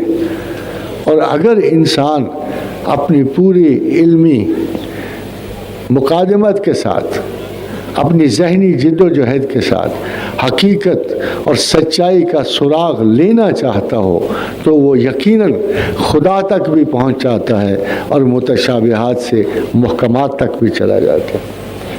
حضرات اب ہم متشابہات کے ایک بہت امپورٹنٹ چیپٹر کی طرف میں آ رہا ہوں. آپ کو یاد ہوگا کہ شروع سے جب لوگ متشابہات کا ذکر کرتے تو وہ یہ ذکر نہیں کرتے جو میں نے آپ سے کیا. لوگ مقطعات کا ذکر کرتے، الف لام میم حامیم عین سین کاف. لوگ کوئی بھی نہیں سنتا یہ جو میری باتیں ہیں ان کو کچھ بھی نظر نہیں آتا. لوگ متشابہات میں پازیٹیولی اگر ان کا کبھی انٹرسٹ رہا ہے، کبھی کوئی تجسس رہا ہے، کبھی انہوں نے سراغ رسانی کی ہے تو وہ متشابہات کی نہیں بلکہ مقطعات کی. اب سوال یہ ہے کہ مقطعات کیا ہیں؟ آپ یقین جانیے مجھے بھی نہیں پتا تھا. مجھے پہلی دفعہ جب میں نے دیکھے مقطعات کو، ہم مدتوں سے مقطعات کہتے چلے آئے اور کوئی سمجھ نہیں، ہم نے جیسے لفظ سنا ویسے کیری کر دیا. مگر مقطعات سے مراد ہے قطع کرنا، اللہ کے ناموں میں سے ان کے اجزاء نکالیں. مقطعات کا مطلب یہ ہے کے قطع کرنا، اور یہ کہ اللہ کے ناموں میں سے لفظ نکال لینے اور یا تو ان کو اللہ کی طرح ٹریٹ کرنا یا ان سے کوئی اللہ کے بارے میں آگاہی طلب کرنا۔ اس سے دیکھو ابن عباس کہتے ہیں کہ بہت سارے لوگوں نے قطع کیا تو الرحمن میں سے الف لام میم را ہے۔ نظر آیا آپ کو؟ نظر آتا ہے کہ الف لام میم را الرحمن میں سے ہے۔ اسی طرح انہوں نے ڈفرینٹ اسماء کو، جیسے نون جو ہے، فرض کیجئے کہ وہ یا نور سے ہے، سواد صادق سے ہے، مختلف ایسے، یعنی حضرت شیبی نے کہا کہ اصل میں یہ اسرار ہیں، ان پہ ڈسکس نہ کرو، مگر کچھ لوگوں نے بات کی اس پہ، اگرچہ ان کے مطالب پہ نہیں کی مگر اوریجنل شفٹس پہ ضرور کی کہ یہ اللہ کے کسی بھی اسم سے ماخوذ ہو سکتے ہیں۔ حروف مقطعات جو ہیں اللہ کے کسی بھی اسم سے ماخوذ ہو سکتے ہیں۔ فار ایگزامپل ان کے مطالب بھی، جیسے ابن عباس نے کہا کہ علم را کا مطلب ہے کہ میں دیکھتا ہوں، رویت سے لیا انہوں نے را سے، ان کے مطالب بھی درج ہوئے۔ ابن عباس نے الف لام را ہا میم نون اسم رحمان کی تفریق کی، یعنی عجیب حساب تھا کہ انہوں نے کوئی پہلا دوسرا تیسرا نہیں دیکھا، اس میں کوئی ترتیب نہیں ہے، یہ دستور عرب میں تھا کہ کسی بھی اسم ربانی سے ایک حرف کھینچ لیا اور اس کو جب استعمال کیا تو معاشرہ بھی اسے جانتا تھا، لوگ بھی اسے جانتے تھے۔ ابن جریر کا کہنا ہے کہ چونکہ اللہ نے اپنے اسماء مقطعات کے ساتھ قسم کھائی ہے اس لیے یہ اسماء اللہ کے نام ہے، ان کا چونکہ قسم کھائی ہوئی اللہ نے ان اسماء کے ساتھ، اس لیے لازماً یہ اللہ کے ناموں میں استعمال ہوتے ہیں۔ میں اب آپ کو اس پہ جو بہت کم روایات ہیں مگر ابن ماجہ نے روایت کی ہے نافع کے طریق پہ بواسطہ ابی نعیم قاری کے کہ فاطمہ بنت علی ابن ابی طالب رضی اللہ عنہ سے سنا ہے کہ وہ کہتے تھے یا کاف ہا یا عین صاد اغفر لی۔ حضرت علی اس طرح دعا مانگتے تھے کہ کاف ہا یا عین صاد اغفر لی۔ اب کویشچن یہ ہے کہ اگر اس سے یہ ثابت ہوتا ہے کہ حضرت علی کرم اللہ وجہہ بھی ان کو اسماء الہیہ کا مخفف سمجھتے تھے اور ان کو اسماء ربانیہ کی ریپلیسمنٹ سمجھتے تھے، تو جب یہ کاف ہا یا عین صاد اکٹھے ہوئے تو یوں سمجھیے کہ اس میں کاف ہا سے ہادی، یا ذطول اور عین سے علیم، صاد سے صادق، تو تمام اسماء میں سے نٹشل حضرت علی کرم اللہ وجہہ فرماتے تھے یا کاف ہا یا عین صاد اغفر لی، تو اپنی بخشش کی دعا مانگتے تھے۔ بعض جیسے مجاہد ہیں اور زید بن اسلم ہیں، ان کا کہنا ہے کہ یہ روایتاً تحریر کے لفظ ہیں، مقطعات جو ہیں یہ تحریر کے لفظ ہیں اور ان کو صرف کلام کی بہتری کے لیے یا کلام کو اناؤنس کرنے کے لیے استعمال کیا گیا۔ خادم حضرات کچھ یہودی آئے تھے رسول اکرم صلی اللہ علیہ وسلم کے پاس، انہوں نے بڑی بحث کی، ان کا خیال تھا کہ حضور کا کیا نبی ہیں تو کیا ہے، ان کا کیا زمانہ ہے، تو انہوں نے اللہ کے رسول سے پوچھا کہ آپ کو اللہ نے کیا عطا کیا، تو حضور نے بتایا جب انہوں نے بتایا تو ان کا الف لام میم آپ کو ملا ہے، چلو ٹھیک ہے، یہ تو تھوڑا سا وقت ہے، الف کا 1، لام کے 30، میم کے 40، تو 71 سال ہوئے۔ پھر پوچھا کچھ اور تو نہیں دیا، تو حضور نے کہا ہاں دیا ہے۔ پھر آپ نے الف لام میم را پڑھا، پھر پوچھا اور تو نہیں کچھ دیا، پھر کاف آ گیا، عین صاد پڑھا، تو وہ پریشان ہو گئے کہ یہ تو پیغمبر کہیں آخر تک جانے والا ہے۔ چلو بھاگو یہاں سے. وہ چلے گئے. انہوں نے اپنی قوم کے سے کہا کہ یار یہ نہیں، اس پیغمبر سے نہیں ہماری بنتی، یہ تو بہت طویل عرصے کے لیے اس کو جو کچھ عطا ہوا ہے. تو اس میں دیکھا یہ گیا ہے کہ ویلیو کو حرف سے اٹیچ کیا گیا. یعنی حروف کو میتھمیٹیکل ویلیوز دی گئی جسے آپ ابجد کہتے ہو، اور بڑا زور و شور ہے ابجد سے نام نکالنا، ابجد سے اسم اعظم نکالنا، مگر اس اپروچ کو محدثین نے، اصحاب رسول نے مردود قرار دیا اور اس بات کو تسلیم نہیں کیا کہ یہود نے جو یہ بات کہی تھی صحیح تھی، بلکہ انہوں نے اسے رد کیا ہے. قاضی ابو بکر بن العز رحمۃ اللہ علیہ حروف مقطعات کو سرے سے ہی کوئی علم نہیں جاتا. حضرات دو بڑی میجر آرگومنٹس ہیں جو میں آپ کے سامنے لانا چاہتا ہوں، بڑی معتدل ہیں اور بڑی اچھی آرگومنٹس ہیں. ان میں سے ایک قاضی ابو بکر نے دی ہے. وہ کہتے ہیں کہ دیکھو جی، جب قرآن اترا تھا تو عرب بڑے لسان تھے، فصیح تھے، عربی میں ہی تو دعویٰ تھا ان کا. اگر جب یہ قرآن اترا تھا اور جب قرآن الف لام میم ہا میم عین سین کاف کر کے بات کر رہا تھا تو کوئی تو عرب اٹھتا اور کہتا یہ کیا فضول باتیں کر رہے ہو، یہ کہاں کی زبان استعمال کر رہے ہو، یہ کون سا انداز اختیار کیا ہوا تم نے. مگر حیرانی کی بات ہے کہ اس زمانے میں کسی عرب رائٹر نے، دانشور نے، مفکر نے، شاعر نے ان الفاظ پہ اعتراض نہیں کیا، ان کو ایکسیپٹ کر لیا. تو اس کا مطلب خواتین حضرات یہ بنتا ہے کہ لازماً یہ ایک انداز گفتگو تھا جو عرب میں مروجہ تھا، اور اس کے لیے جب یہ الفاظ اور اس انداز سے کہے گئے تو کسی نے بھی اس پہ کوئی اعتراض نہیں کیا. یہ ایک بڑی اسٹرانگ اور بڑی ریلیٹیو آرگومنٹ ہے جو دی گئی. اب دوسری سنیے، یہ بھی بڑی مزیدار بات ہے جو اللہ نے کی. اللہ یہ کہہ رہا ہے کہ بھائی تمہارے پاس بھی تو وہی لفظ ہے نا، یہی لفظ ہے. فرض کرو میں کہوں کہ تمہاری بھی الف بے تے ہے، میرے پاس بھی الف بے تے ہے، تو پھر ٹھیک ہے، آؤ مقابلہ کر لیں، اور پھر میچ ڈال لیں. تو اہل عرب کو ان الفاظ کے ذریعے خدا کنونس کر رہا ہے کہ یار جو تم الف لام میم رکھتے ہو وہ میں رکھتا ہوں، مگر فاتو بسورۃ من مثلہ وادعوا شہداءکم من دون اللہ ان کنتم صادقین. اگر تم سچے ہو تو پھر اس جیسی ایک آیت بنا کے دکھا. تو یہ ایک دعویٰ ہے اللہ کا کہ جو حروف تم استعمال کرتے ہو وہی میں کرتا ہوں، جو زبان تمہاری ہے ہم بھی اسی میں کلام کر رہے ہیں. اگر تمہیں دعویٰ ہے نا کہ تم بڑے لسان ہو، تم بڑے لنگوسٹ ہو، تم بڑے پیراڈاکسز کے ماہر ہو، تم بڑے تشبیب کے اور تم بڑے بڑے کلام کے ماہر، تو لاؤ پھر میں بھی تو وہی لفظ استعمال کر رہا ہوں جو تم کر رہے ہو.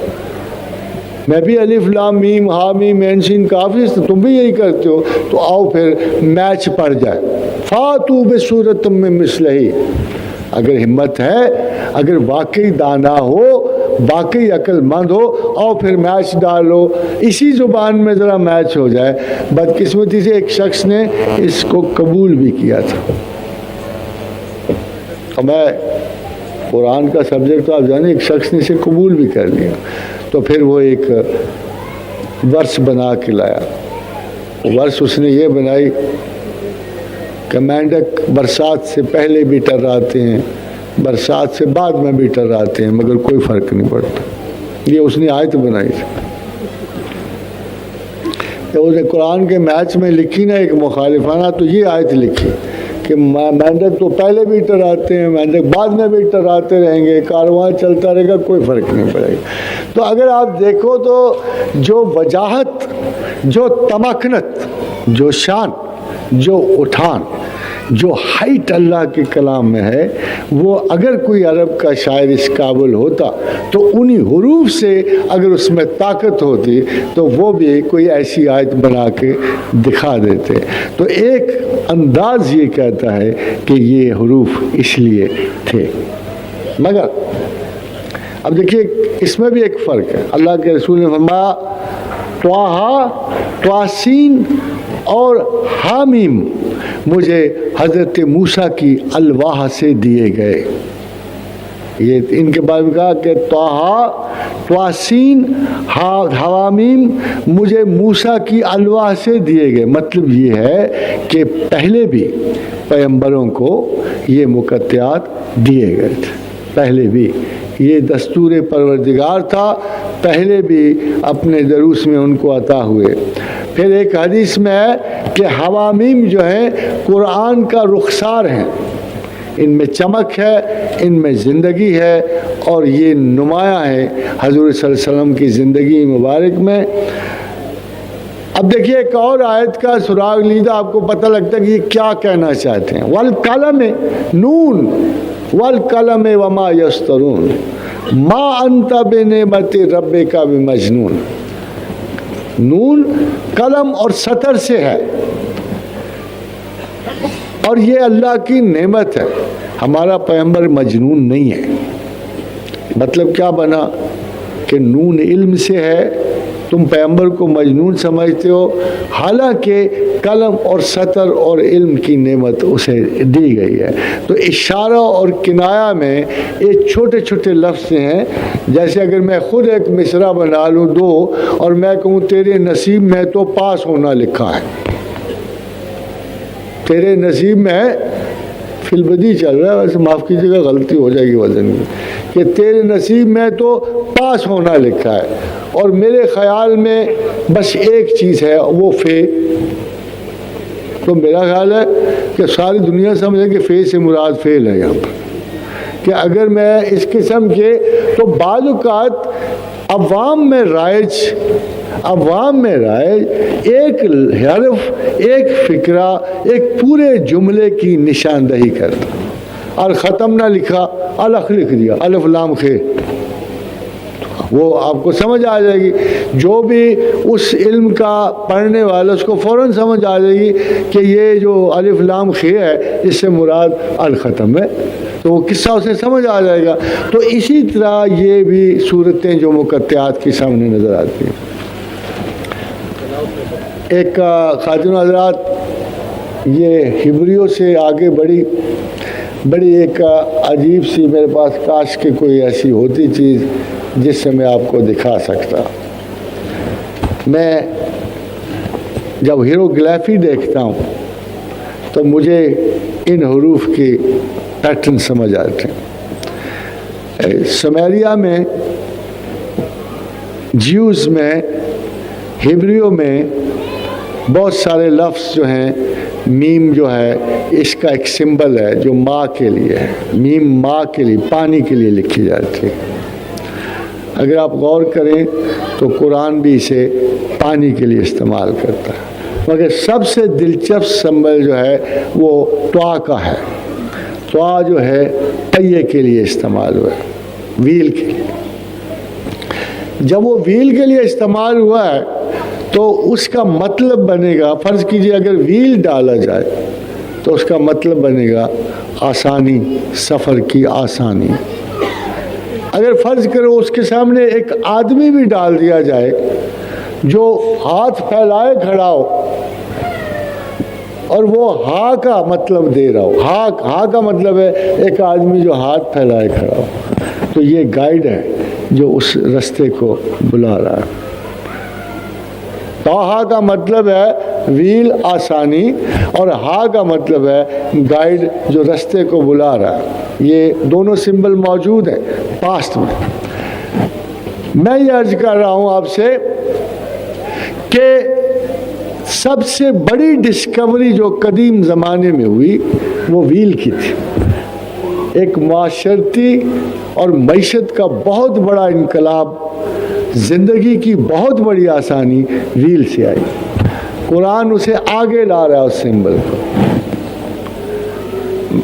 تاہا یعنی ویل یعنی بہت بڑی آسانی، اور ایک رہبر، ایک سردار جو ہاتھ پھیلائے کھڑا ہے، اور قرآن کہہ رہا ہے تاہا ما انزلنا علیک القرآن لتشقی، کہ ہم نے قرآن کو مشقت کے لیے نہیں اتارا۔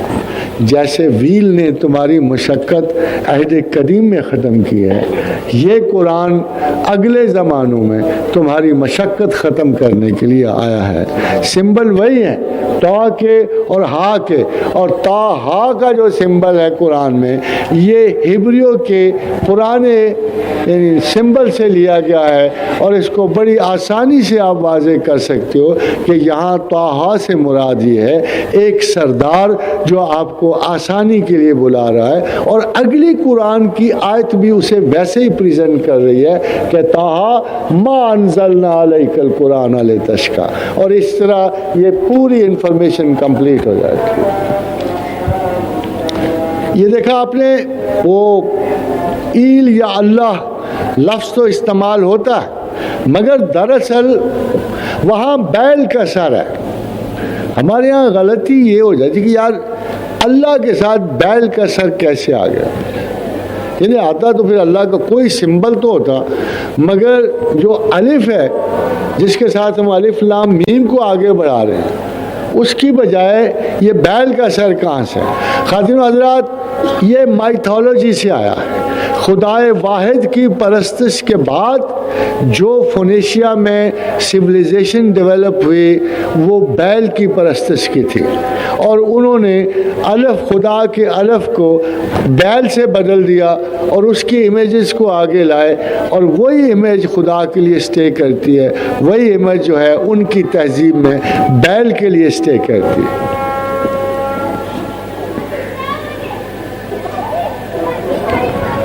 ایک اور عجیب سی بات آپ کو بتاؤں کہ پانی کا سمبل جو ہے یہ میم کا، اور محمد رسول اللہ کا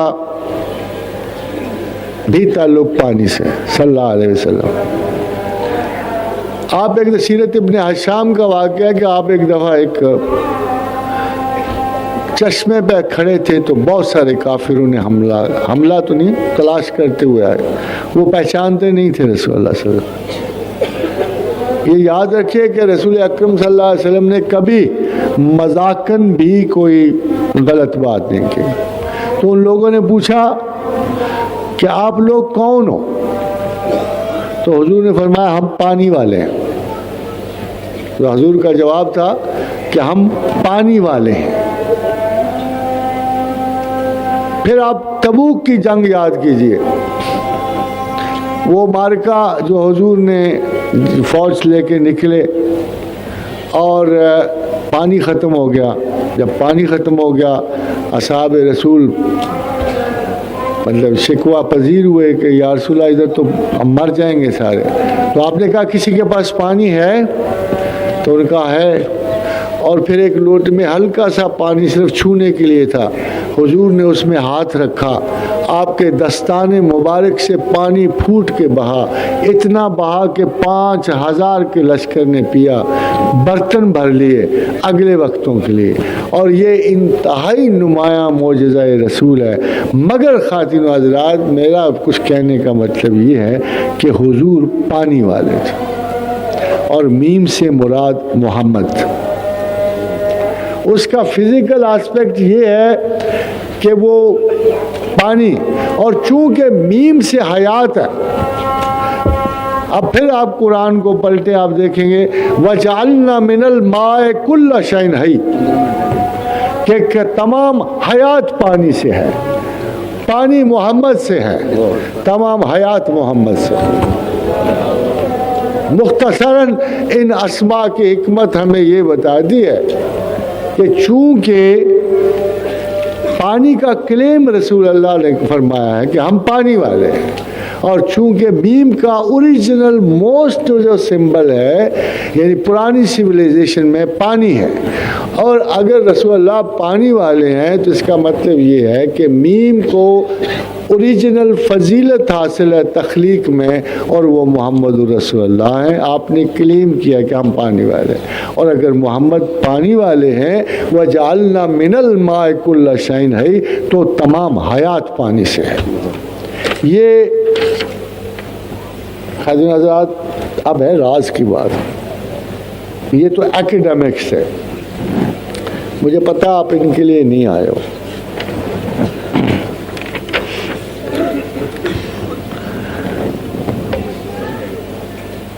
اب سوال یہ ہے کہ ان اسماء میں کچھ اور بھی ہے، مگر میں چاہتا ہوں کہ آپ تھوڑا سا نیچرل سی انسٹنکٹ استعمال کریں کہ وہ کیا ہے۔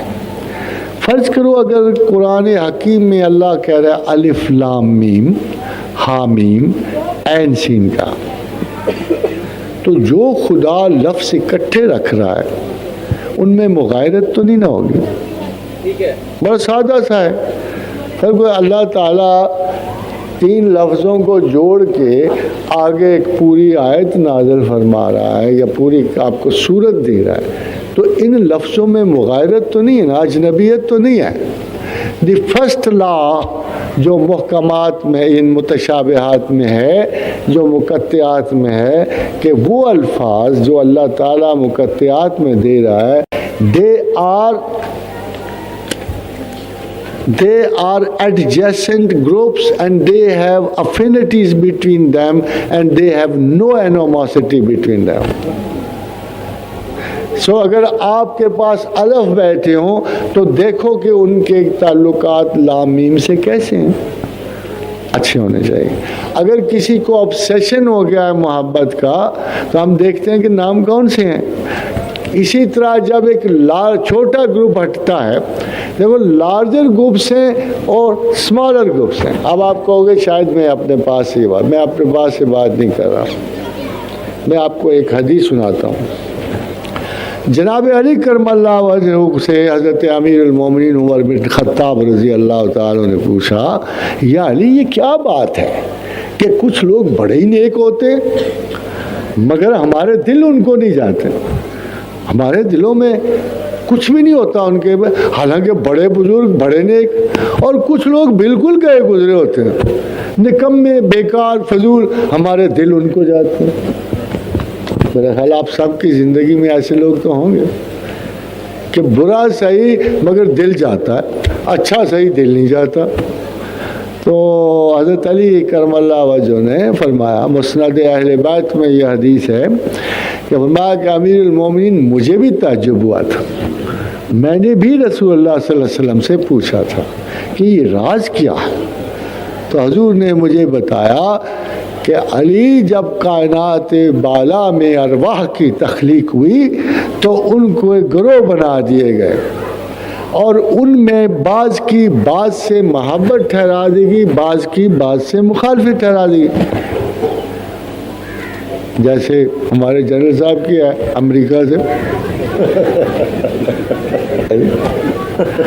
تو بعض کی اب قصور بیچارے نہ امریکہ کا، جنرل صاحب کا مخالفت لکھی گئی۔ اب اگر یہ 1000 سال بعد پھر بھی آئے اور امریکہ اجڑا بھی ہوگا تو بھی اس کی مخالفت، اور ہونے والا ہے بیچارہ، وہ تو مرنے والا ہے انشاءاللہ تعالی۔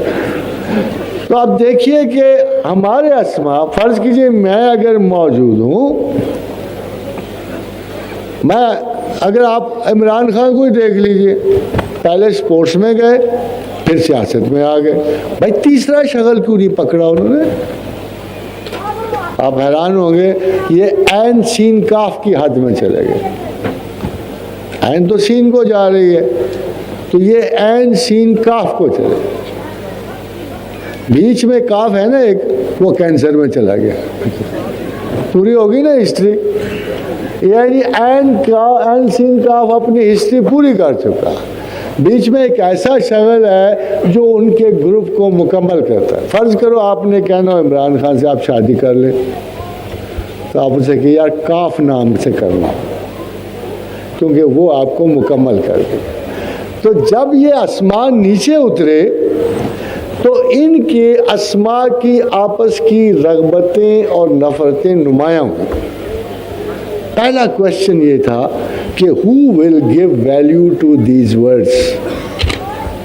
پہلا کوشچن یہ ہے الف کو ویلیو کون دے گا, بے کو ویلیو کون دے گا, ان کو قیمتیں کون دے گا. موٹا لا تو میں نے آپ گھروں میں استعمال کر لو, جو میں نے بڑا لا آپ کو دے دیا ہے. مگر اگر آپ یہ چاہو کہ قیامت تک کے لیے آپ چیزوں کی جانچ پرکھ ان کی انر اور ایکسٹرنل ویلیو سے کرو تو پھر ذرا جان زیادہ مارنی پڑے گی, زیادہ تجسس کرنا.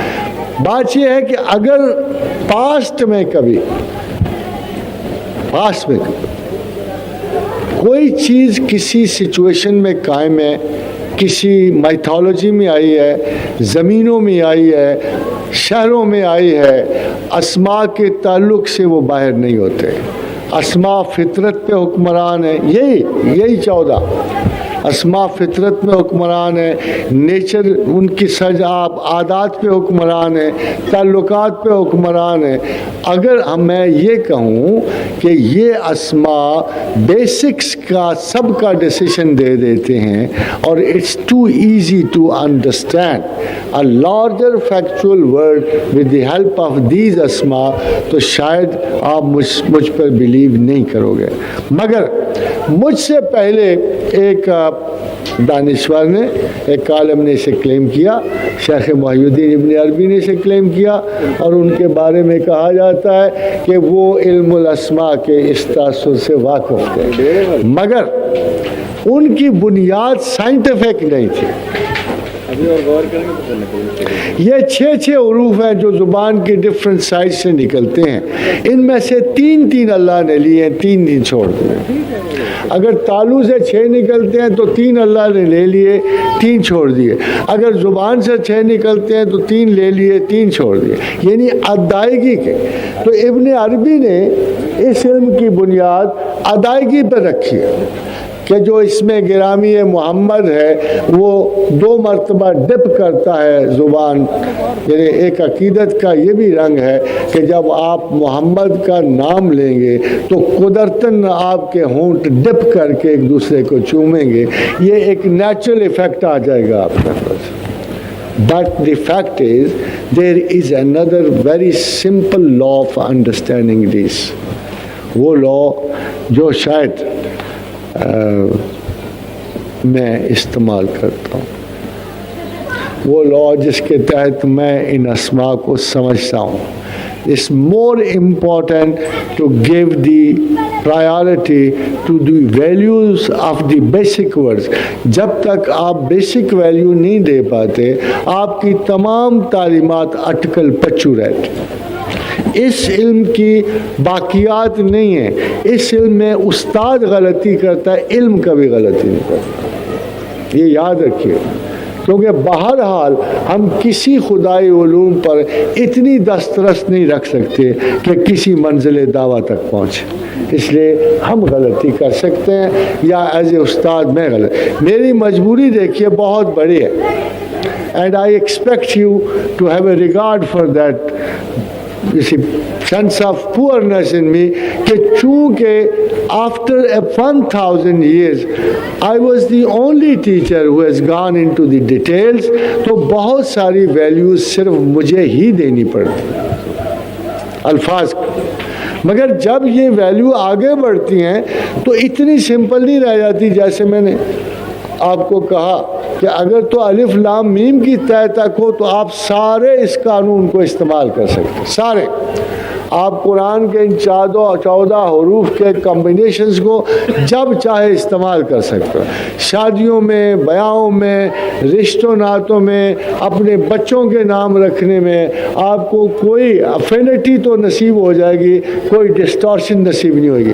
مگر جب آپ آگے بڑھو گے تو پھر پرابلم ہو جائے گا, کیونکہ کبھی کبھی ان افینٹیز کو بھی قطع کر دیا جاتا ہے. کبھی کبھی ان حروف میں آ کے کوئی تیسرا بڑا حرف شامل ہو جائے گا اور وہ آپ کہیں گے کہ یہ کیا, یہ تو افینٹی قائم تھی, یہ قطع کیسے ہوگی. تو خادم حضرات, اٹس اے ٹریڈ سیکرٹ. آگے کیا کرنا ہے اس کے لیے بہت تعلیم چاہیے, بہت فہم چاہیے. وجہ یہ ہے کہ جب آپ 4 لفظ اکٹھے کر تو ایک اسم کے، تو ہر اسم جو ہے ایج کی بھی نشاندہی کرتا ہے، ایٹیچیوڈ کی بھی نشاندہی کرتا ہے، رویوں کی بھی کرتا ہے، کریئر کی بھی کرتا ہے. تو یہ پیچیدگی میں یہ پرابیبلٹیز بلینز میں چلی جاتی ہیں. اور کوئی بھی شخص جو ان پرابیبلٹیز میں غور کرے گا اسے یہ جاننا پڑے گا، ضروری جاننا پڑے گا کہ ہم بہت سارا علم چاہیے، بہت سارے موضوعات کا چاہیے، بہت ساری اشیاء کا چاہیے، بہت ساری دنیا کا چاہیے، بہت سارا کائناتی علم چاہیے. اور وہ میں آپ کے لیے دعائی کر سکتا ہوں. وما علینا الا البلاغ. میں نے اپنی بات ختم کر دی. کھانا بالکل تیار.